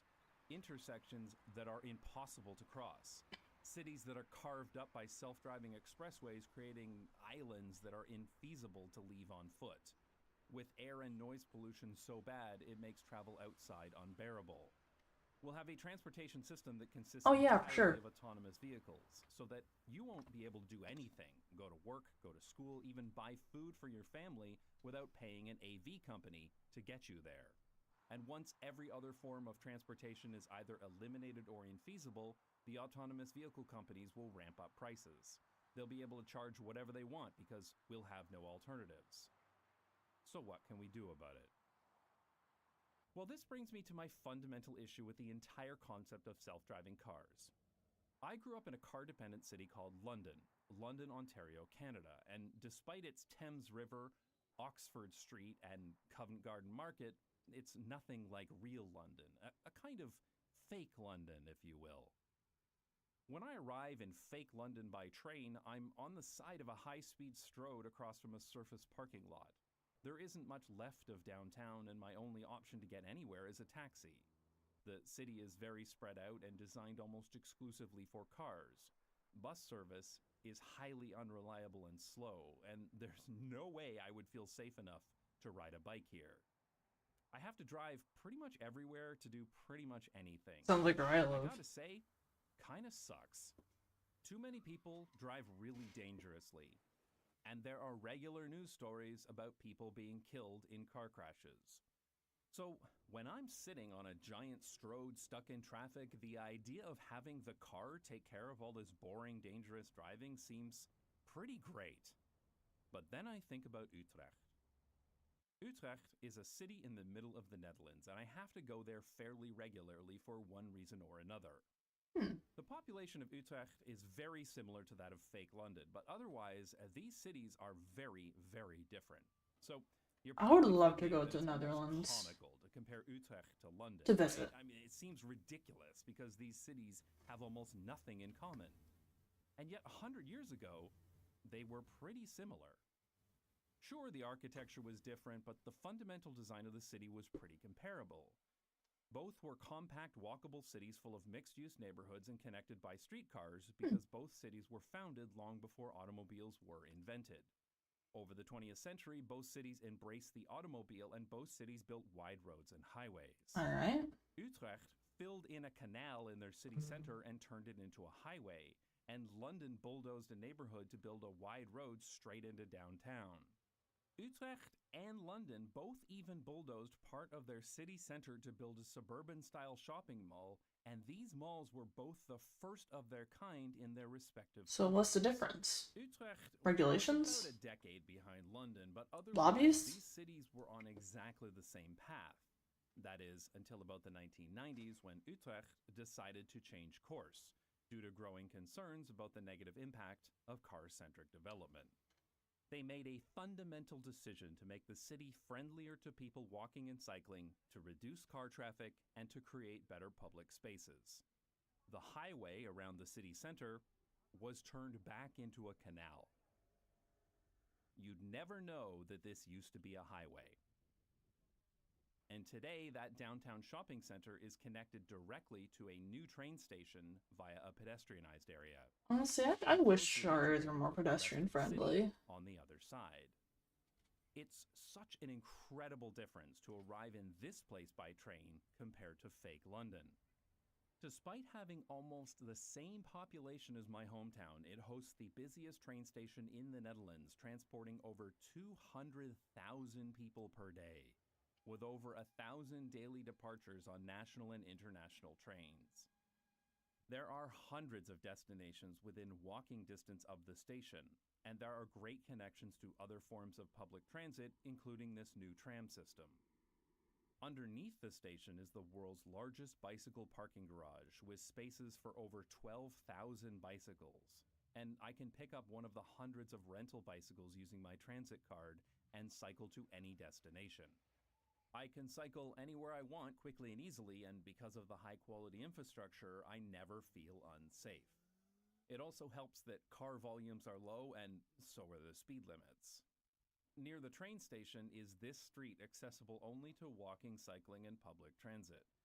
This is one of the busiest cycling paths in the world, and I probably see more people cycling in 5 minutes here than I have in my entire life in fake London. Walking around the city is also convenient and comfortable. The streets are lined with interesting shops and restaurants, and there isn't a surface parking lot in sight anymore. It probably also helps them have a more healthier population too. There are many nice residential neighborhoods, and it's remarkably quiet too, because as I've realized over the years, cities aren't loud, cars are loud. I don't feel unsafe walking and cycling here, so the safety promises of autonomous vehicles don't really seem to matter much. There isn't a lot of traffic because there are viable alternatives to driving. People aren't forced to drive here, so the only people in cars are those who need to drive or those who really want to drive.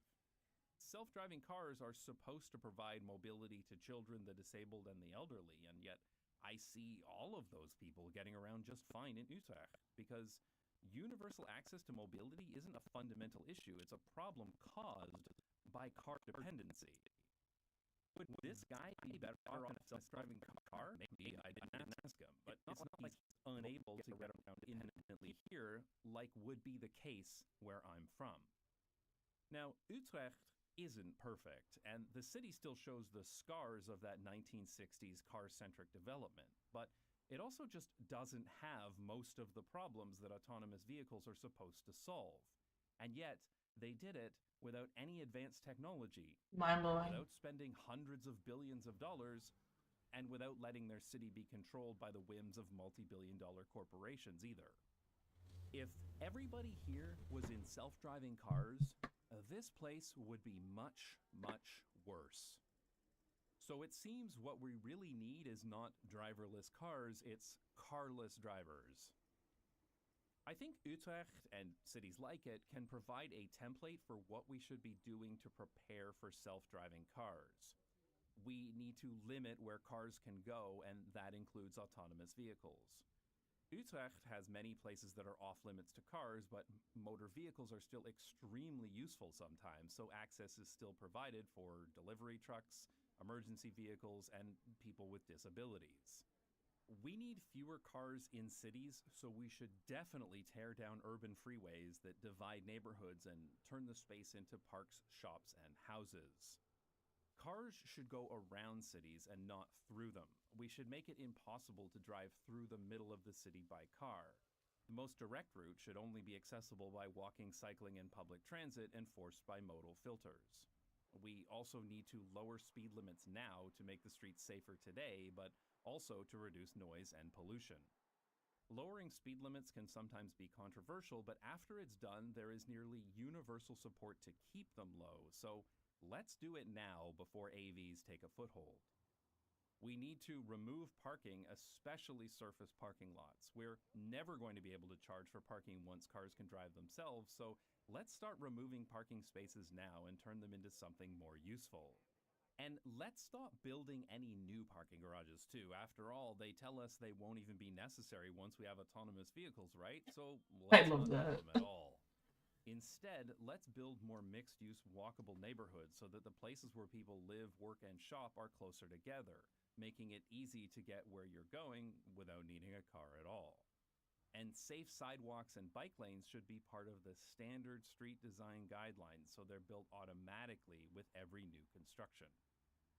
We need to invest in functional and viable public transit, especially infrastructure that is difficult to remove. History has shown us that bus routes will get overrun by cars, so we need more trams and trains and a lot more dedicated transit lanes. And we have to ensure that public transit remains under democratic control so that it can never be captured by private corporations. And most importantly of all, and I cannot stress this enough, we need to put a price on driving. We absolutely must keep AVs from circling around and clogging up our streets. The gas tax is going away as cars transition to electric anyway, so let's replace it with something better. Cars should be charged based on how much they drive, but also when they drive too, with a higher price during periods of peak congestion. If we do all of these things to fortify our cities, then we might just be ready for the onslaught of autonomous vehicles. Then we can allow AVs into the city on our terms to provide transportation where it's genuinely needed, not just where it profits tech companies the most.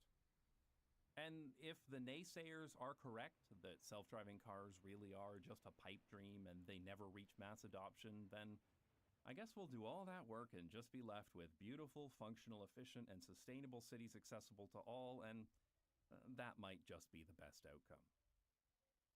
If you'd like to learn more about great cities or just want more urbanist content, there are lots of relevant videos here on Not Just Bikes, but I can also recommend several other channels such as City Beautiful, City Nerd, and RM Transit. Alright, that's like just the more City worded Beautiful learn video, stuff. How to Oh, that was an interesting watch, I can say. I'm not really sure what I think about that one.